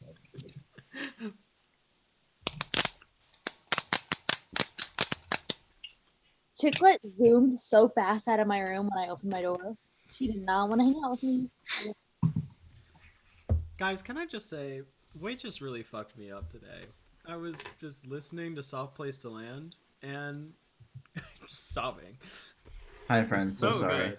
Place to land. Soft When Was I was that- 5. Fuck I fell you, in love. Marcus. No, wait. Was that Michael Kilgore's "I Loved You Too Much"? Never goes again. The moment's gone. I'm too lame to speak. Is that name pretty Another wasted opportunity. That F major. bomb? Was it F major, Brendan? When I was 5. Wait, I'm play it. sorry, is that a Lost in What? the Brass I hear? No, it wasn't F major. It's like Always waiting It for was B flat major. something to happen. B flat. But But nothing. I was way B flat off, though. major. Yeah, Lost in the Brass is in B flat. Like an inversion? bum, bum, bum, I got the bum, music right here. bum, bum, bum, bum, bum. Wait, hold on. What were you talking about, Zach? I was talking about that chord that we heard the first time. That Marcus Okay. just played? For some reason, I thought it was an F major. to Because see I we're thought all that was back. the Do you know what it beginning. I knew is? it was the same chord as the beginning as Lost in the Brass, but I thought Lost in the Brass started in F for some reason. So Do you know what that was, Zach? what? The very first chord the very first chord of YDTS. Wait, what? It's That's- a leitmotif. that's what that was. It's a. I got another. Yesterday's dream. Marcus, stop playing YDTS. I wasn't playing. I was singing. Fletcher, what are you eating? So I quit sugar recently because Oh, I fuck realized you, that bitch. like I'm know. eating Ben and Jerry's. I wish Eating- I could quit sugar. I'm just like fruit snacks. well I well can't wait because to because snack I after this. I fully had like so much candy for a week and just like was not going well and just like I would get up in the middle of the night and snack at like 2 and I just feel like hot garbage. And so I was like, you know what, I'm gonna quit it altogether. So I had like some taquitos earlier Oh, and now God. now El I'm Monterey? doing a burger. Oh fuck yeah, you know it. El Monterey hits. And now I'm doing a little burger and then later I'm gonna have like a shrimp and like some salad. Wait, I'm gonna make tater tots in my air fryer when this is done. Yeah. I have salmon. I My mom made hamburger helper because all I ate today was almonds. Hamburger helper is hit. It hits. My mom made tonight for dinner this pasta with like a creamy tomato sauce and chicken. Bitch. Wait, okay, so I had a hamburger helper product for the first time last night. And it was the mac and cheese with the meat in it. It was pretty good. It's great. It was, Straight up. It was You gotta my add first experience. Some of with them are bad, hamburger some of them helper. are great. Like, Yeah. you gotta... The hash brown one hit so hard. Okay. It's very good. And that's what I'm currently consuming. But I love it Nice. more than like. Fletcher, I feel that, though, like, waking up at random time. Bro, I had to stop because all I was fucking eating was whenever I was hungry, I would just go into my closet and like Abra's the nicest. She sent me like a big thing of like Swedish fish, which is my kryptonite. And so I literally would just get up and when I was hungry, I would just like eat Swedish fish. And then I'd have to like sing like the next day and I would feel horrible. And so I was like, I just gotta cut it. Yeah. But now on the plus side, like strawberries taste like a milkshake. You know? Yeah, that's facts. Yeah, it's weird. I got really wasted on literally on Cinco de Mayo. I had one margarita, and that was the craziest one I've ever had. I woke up. I fell asleep at 8:30 at night, and I woke up at midnight. And I was up until like 5:30 in the morning before, and then I had ballet at 8 a.m. It's like, this is great. But I like woke up, and I was like, I want orange juice so bad. I just drank so much. Speaking of drinking, let's journey back to Let's get the fucked Jolly up. Dwarf, the Jolly Dwarf Dwarf Tavern. Right now. What did you say? I thought I hope we're about to get toned, but Huh? Okay. So you're all sitting at your nice little long table. All of you can fit. Ronnie is kind of just trying to see over the table. I'm gonna try and like hide the satchel, cause I don't want people to see it. Like, I don't know how I'll do that, but Okay. Yeah. Why don't you make a sleight of hand sleight of check? hand or stealth? Yeah. It's the same modifier, so it doesn't. Yeah. Oh, whatever. natural Do it. 20. The 20 Okay. plus 3. So you managed to I kind did of not light us, Ronnie. spin your pack around. It's underneath your cloak. In my backpack. And where you can still grab it quickly if you need, but it's pretty well hidden from sight. And just then, shit, what was his name? Arl comes back with your drinks, and he hands Cullen a little saucer of milk, and the rest of you a large metal mug of ale, and tea, of course, in a very delicate looking little cup and saucer as well. That looks a little bit too delicate for Arl's big swollen hands, and so he kind of just slides it gently in front of you, Miaros. If Thank there's you. anything else you need, just be sure to holler. I'm always around. As for the rooms, I'll make sure I get them ready for you. I'll get the fire started upstairs too. It'll be all nice and cozy and warm for you when you decide to go to sleep. Does anyone need breakfast? Anything like that? I do make a very good egg sandwich. Do you have like potatoes or hash browns? Oh yeah, of course. Yes. Yeah, can I have a egg sandwich and some hash browns? yeah. I'll also have the same thing.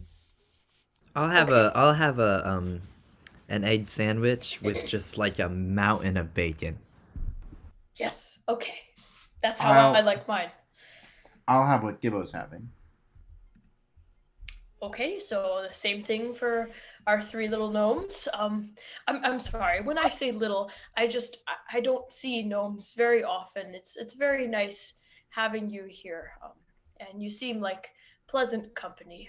And I'm very glad that you're staying here at the Jolly Dwarf. And I hope you're comfortable. I haven't had gnomes pass through in a long while. As well as the rest of you, interesting persons. I'm glad you're staying here as well. And he kind of glances nervously up at Mace, but tries to maintain his jovial disposition as best he can. So food for the rest of you. I got the 3 egg sandwiches with hash browns, and then the one with the large pile of bacon. Anything else? Yeah, I'll get what Miaros is having, but slightly smaller pile of bacon. Thank you. Of course. Sure. Anyone else? I will also take what Miaros is having, but with more bacon. Okay. Okay. And you? Do you have any fish? Yes, plenty of fish. Sure, if that's what you'd like for breakfast, of course. How would you like it cooked? Lightly cooked, not too much. Okay. Yes, Eagle. Yeah. I'll certainly sashimi. Okay. Yeah. And he is kind of thinking to himself how he's going to serve that to you, but he nods and goes back into the kitchen from where he came. Fletcher, stop calling my NPCs racist. I don't do it on purpose. I'm sorry. I didn't call it racist. Those of you at home, we have our Zoom chat, and I'm You don't not wanna reading see all it. of it. Yeah, it's bad. It's Okay. Fletcher's just woke. And so the rest of you are left alone at your table.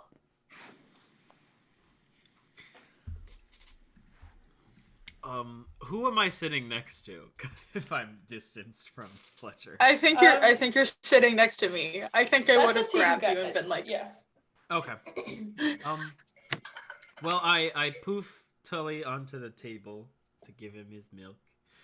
And I think he enjoys it. I don't really know. Oh, also just like occasionally I'll just like poof him onto Miaris' shoulder, and then like when Miaris looks at him, I'll poof him back just to fuck. Wait, Jake, what do you think of my idea? I We like. should talk about. Okay. I like it. We can, yeah. Are we gonna roll with it? Okay. Alexandra, just so you know, I am now playing Tully. Okay. Who has a strong distaste toward Miaros. But I don't know it yet. He hasn't told me yet. Okay. So Zach, you are playing.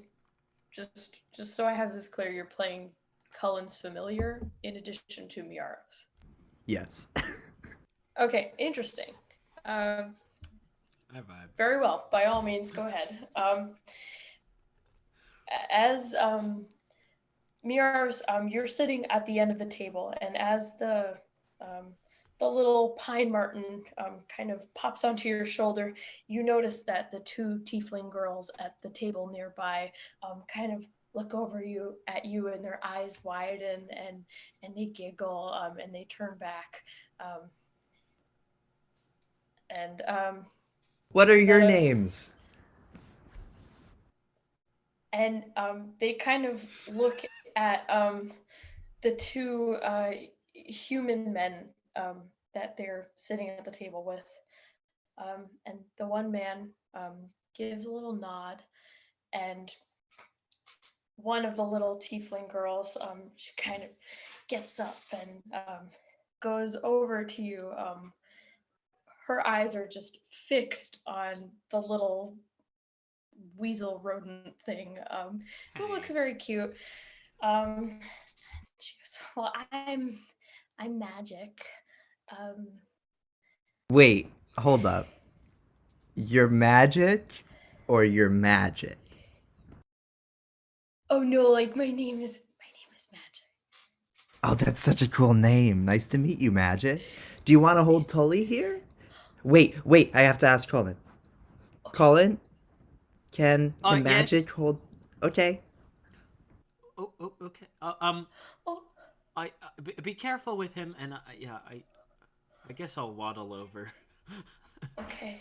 And Magic has two little pigtails next to her little baby tiefling horns, and she's a very pretty periwinkle color. And her eyes widen as she takes this ferret, the pine marten, gingerly in her hands, and then softly just begins to kind of pet him like he was a little cat, and holds him close to her chest. And He Tully kind of looks, nuzzles into her. Yeah. yeah, he looks very happy that this child is being gentle with him.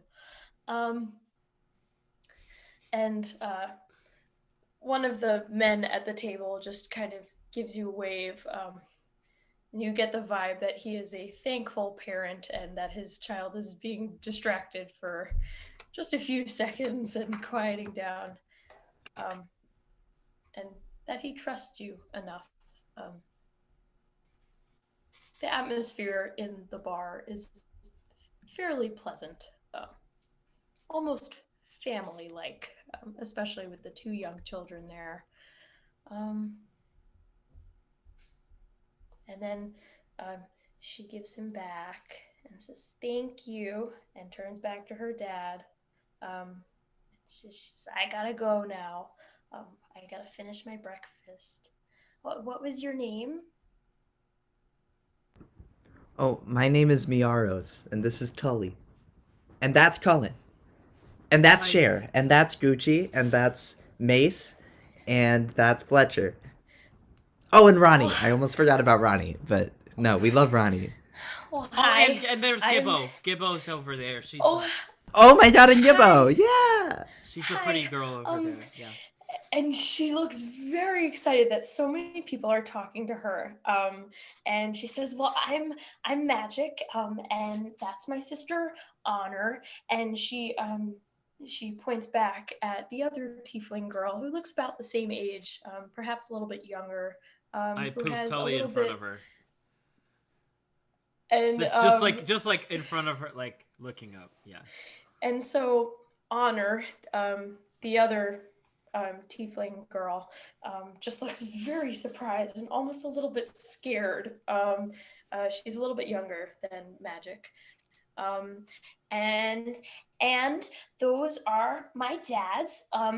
And we're traveling because he sells books. Oh, you're the bookseller. I was actually going to Oh wait, Fletcher, come here. What, Cullen? Okay. Just get your butt over here. I'm walking. This guy is the bookseller. I was going to say that we could maybe go to his shop, but he's right here. Oh my goodness. I knew What? you'd like it. What brings you to the Jolly Dwarf? Oh, You well, come here hello. often? Not quite. My name is Irvin, and this is my husband Fenton. And we're traveling. We're in the process of moving from the Zeviel Empire. The and what? Just, oh, well, we've come a long way. I guess you might not have heard. It's to the I've read east about it. of Bakar. Yes. The what empire? Zeviel. Zeviel. Well, and just taking our books on the road for now. Just trying to find a new place to settle down. Why? What happened? It's just not as much of a welcoming environment back there. So How so?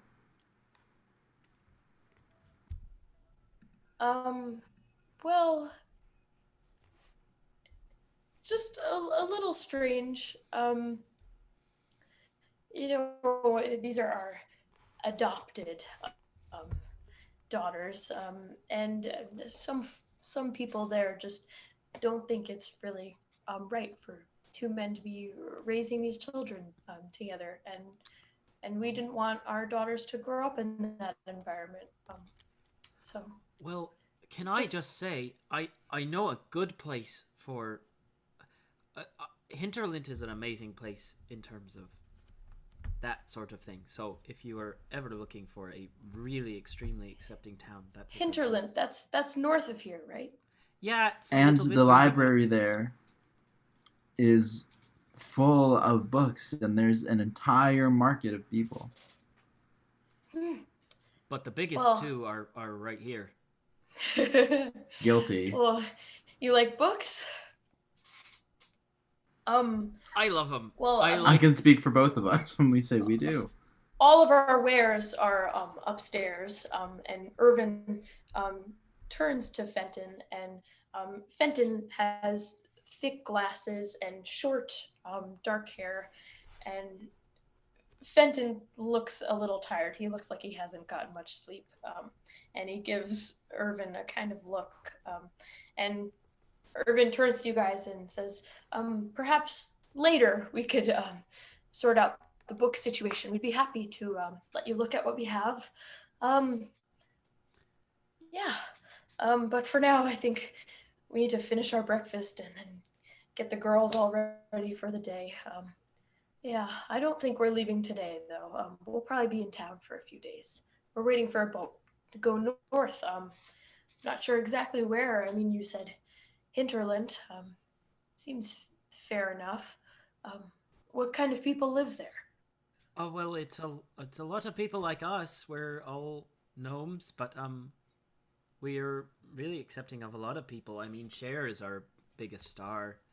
She's a lizard person, so you know. And I'm back. Yeah. Well, That's we part don't. of it. All right. Well, I do thank you for that. We'll certainly stop there.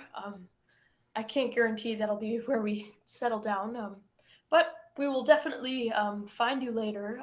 We're staying here for a few days, so yes, I look forward to speaking with you later when Fenton is a little bit more lively.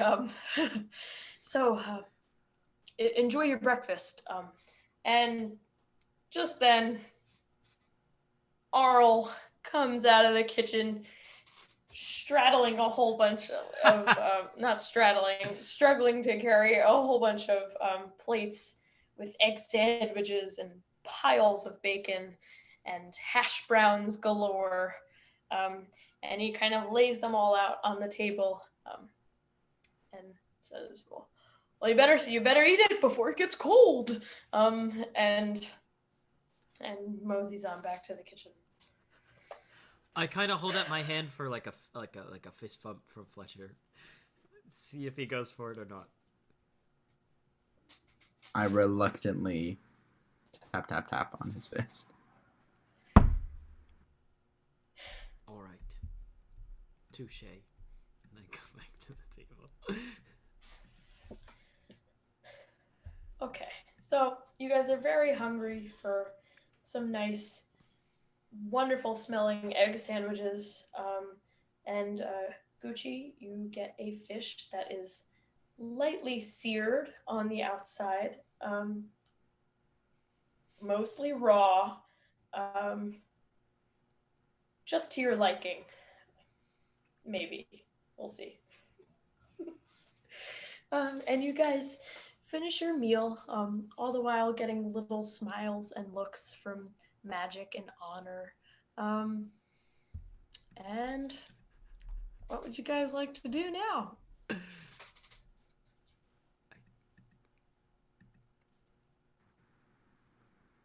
Well, we gotta find out what's making everybody freeze up. I think we should go first visit that guy's house, Ergen, because I figured if he went to whatever they call the Shadowlands, we should maybe like see if he had any specific thing he was researching that might be involved in like curses or diseases. I agree with Cullen.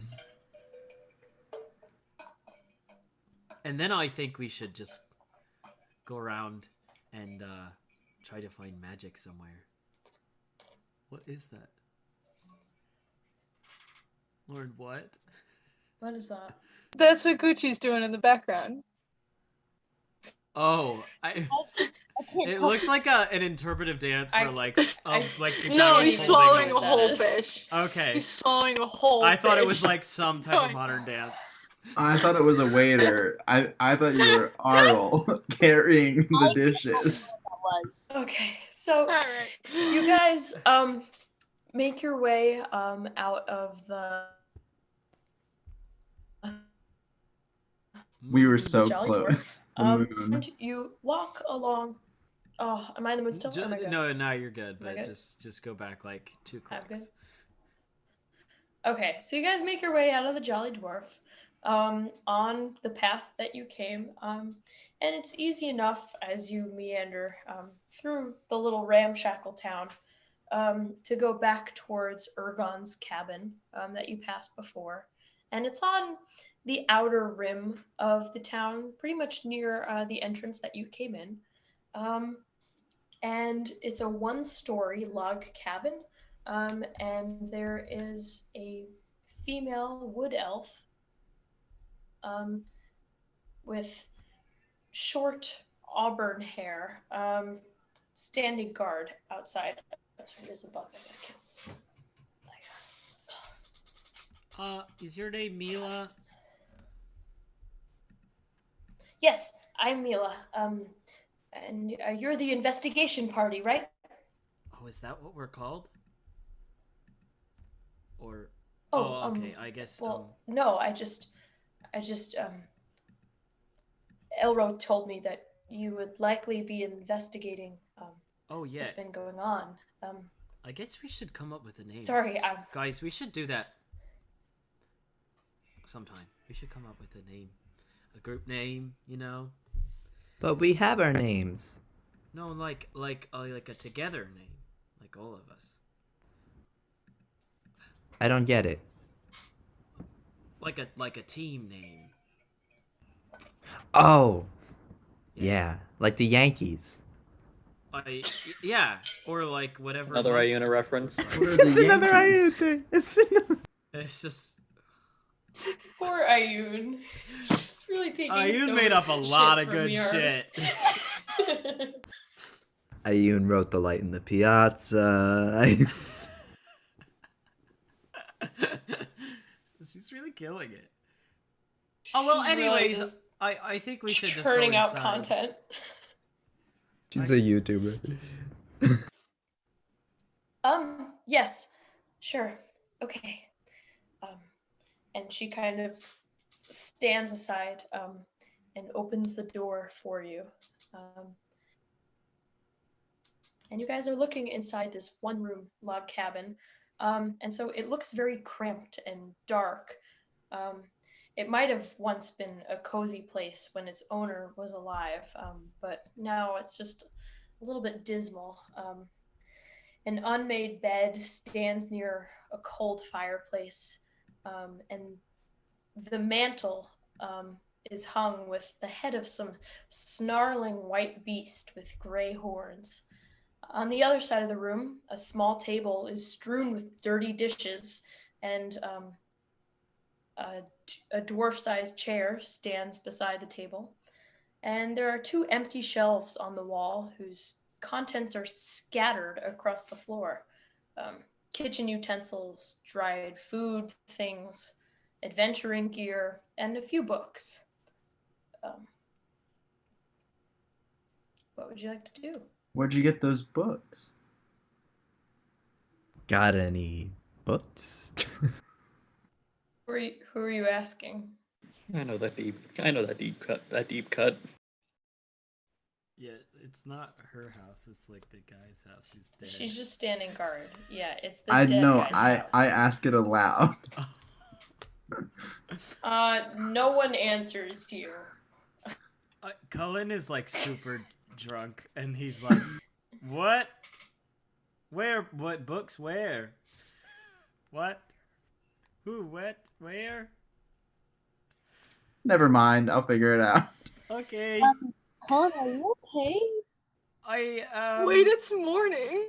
I think I drank a little too much. That ale was a little big for me. You only had 2 drinks. I've been drinking out of my flask.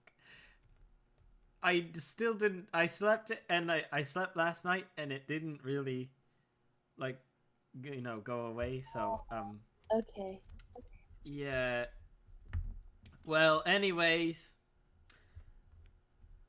Cullen is a huge party monster. You just haven't seen it, Gibbo. Cher is the party monster. She's not. Yeah. She's not even tipsy. She's just vibing. But it is still like what? It's like 9:30 in the morning. Yeah. Yes. I Fletcher It's goes. not even brunch time yet, guys. Fletcher I would goes like to You guys are look being at. messy. I'll go in the middle of the room and like fix my glasses and like try to read detect magic and cast it, just to see if there's anything Okay. of import. Yeah, so detect magic comes up negative. There's nothing in There 30 is feet no magical? sign of magic. No. No. Okay, like his gear isn't, and nothing is. Okay, cool. Yeah, from what you can tell, none of the gear is really magical. Is it like just one big room, or is there like a bedroom? It's just one big room. There's the bed. bed in one corner, and then what looks like eating quarters in the other. But the place like looks like a mess right now. If there's anything broken, Like things I'll that just... used to be on shelves are on the floor. If there's anything broken, I'll like use my mending cantrip and just kind of like flick them back together. Okay. So a little pot kind of zaps back together and finds its place up on a shelf.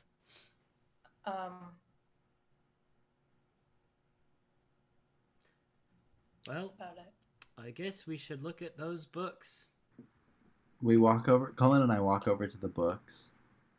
Some are on the floor, some are on the shelf. I kind of tag Yeah. him in, and I say, "You got it." I make an investigation check. Okay. You can certainly do that. Why don't you make an investigation check? 15. Okay. So the first book is Harry Potter and the Sorcerer's Stone by J.K. Rowling by Ioun, as Miaros recalls.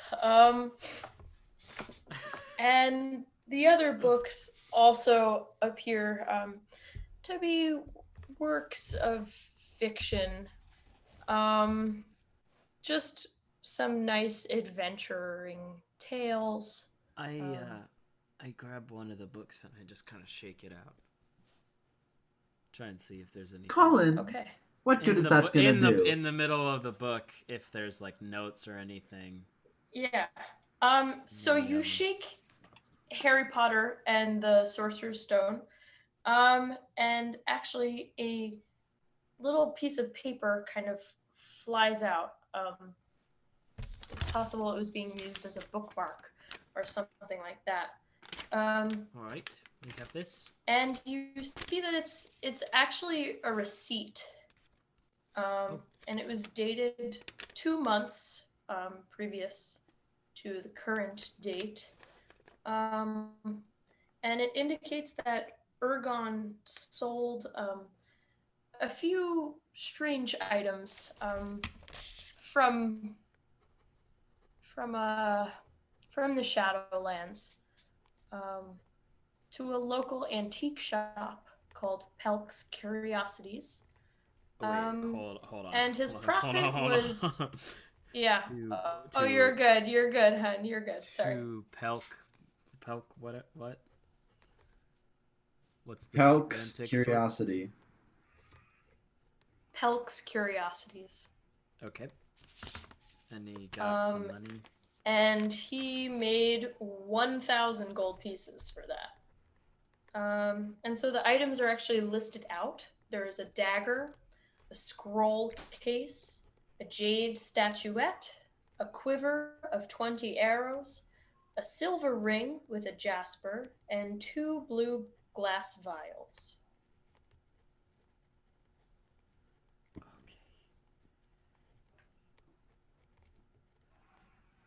Okay. I think we should. Okay. Everybody gather around. Okay. So he apparently had he sold some things from the Shadowlands, which I kind of look at the elf woman and I'm like, what exactly is the Shadowland?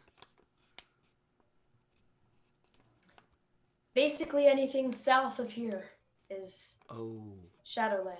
Is it cold and dark? Yeah, never mind. That makes sense. Yeah. Anyways, so he sold some things to them. There's a dagger, a scroll case, a jade statuette, arrows, a ring with jasper, and two potion-y things. Vials with blue stuff in it. So I don't know. I've heard about people who place curses on specific items. So it's possible that maybe one of the items he had, if he gave it away to the antique store, maybe there was a curse on it. I don't know. We should maybe see if that other woman has anything related to the stuff that he got. Perhaps. I don't know. I guess maybe should I just shake the other books?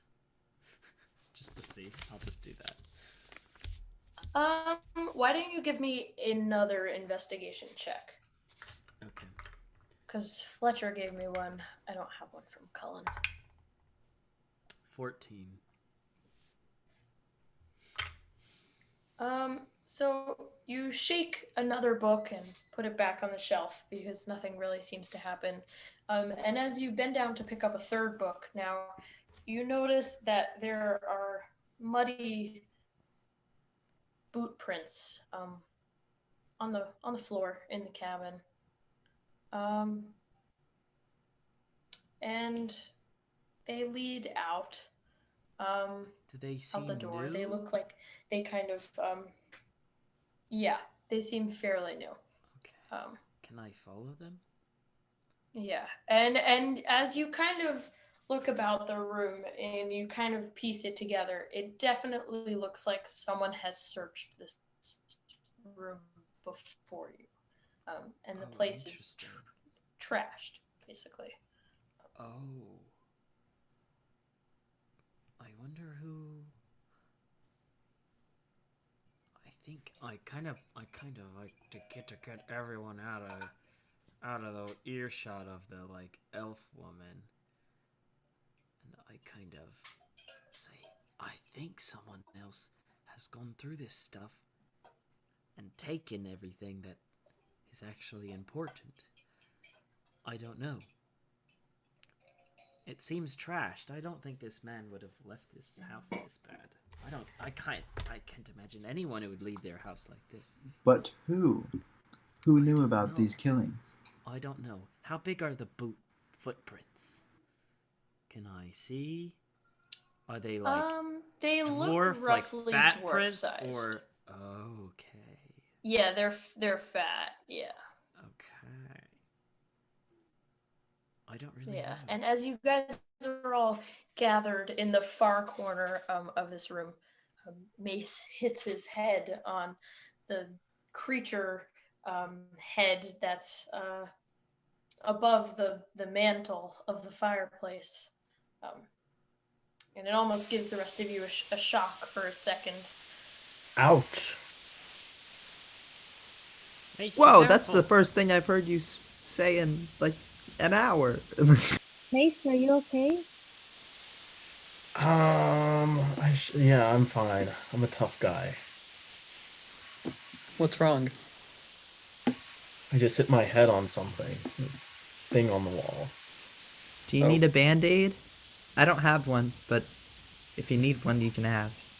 No, I don't need band-aids. And as you guys look up, you see the giant furry white head with horns of this large monstrosity just kind of staring at you menacingly, though it is dead, long dead. What is that? If If you would like to make a nature check, you can find out. Can I make a nature check? I'm gonna make a nature check. You guys can do whatever you want. Okay, I rolled an 11. Do I add anything to that? It's a nature. You would add your nature Oh, I'm sorry. modifier. I You're fine. Don't worry about it. We're new. We're thriving. And I okay. got a 5. 13. Wonderful. Okay, so Miaros looks up at it and says, It's a bird. It's a. "Yeah." But Gibbo corrects him and says, "No, I'm pretty sure it's a yeti."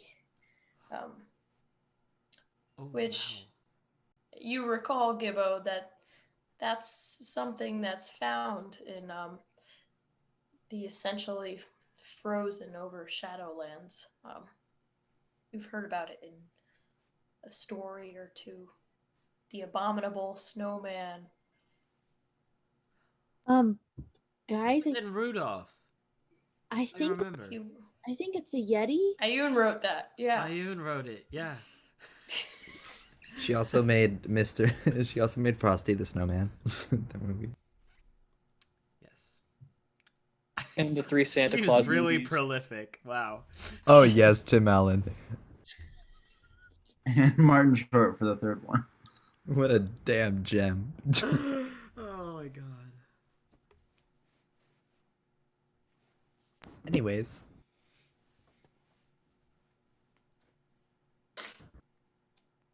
Anything else you guys would like to do? There is some adventuring equipment strewn about the room if you'd like to give things a look over. The old once over. I mean, I'd Oh, like what- to look at everything. Yeah, what kind of check Yeah. would I to like No, just look. So Just a whatever, look. I'm sorry. You just a look. It's a look check. So you find underneath the bed is a silvered maul.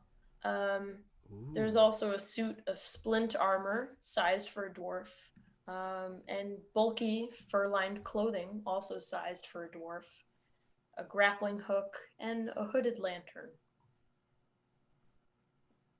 Guys, would a grappling hook be helpful? I guess, though, he is a dead person, so he might not want to take his stuff. I don't see a problem with it. Well, do whatever you want. I mean, are you scared?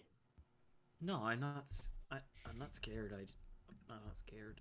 I just Okay, why didn't you take it then? And yeah. Well, okay. Okay. I go over and I take the grappling hook,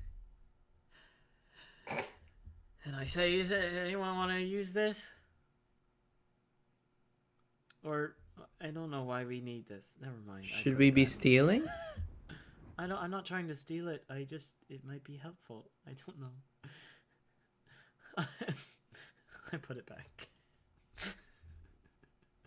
I don't know why I even do that. Okay. That's not in Colin's bones. I don't know. And so you guys look around the room. Love. And aside from the grappling hook and the other adventuring gear that Cullen tried to pick up, perhaps to seem. Oh wait, it's a mace. Cool. Like your name, Mace. Is that what you're named it's after? it's a maul. It's a Oh. maul.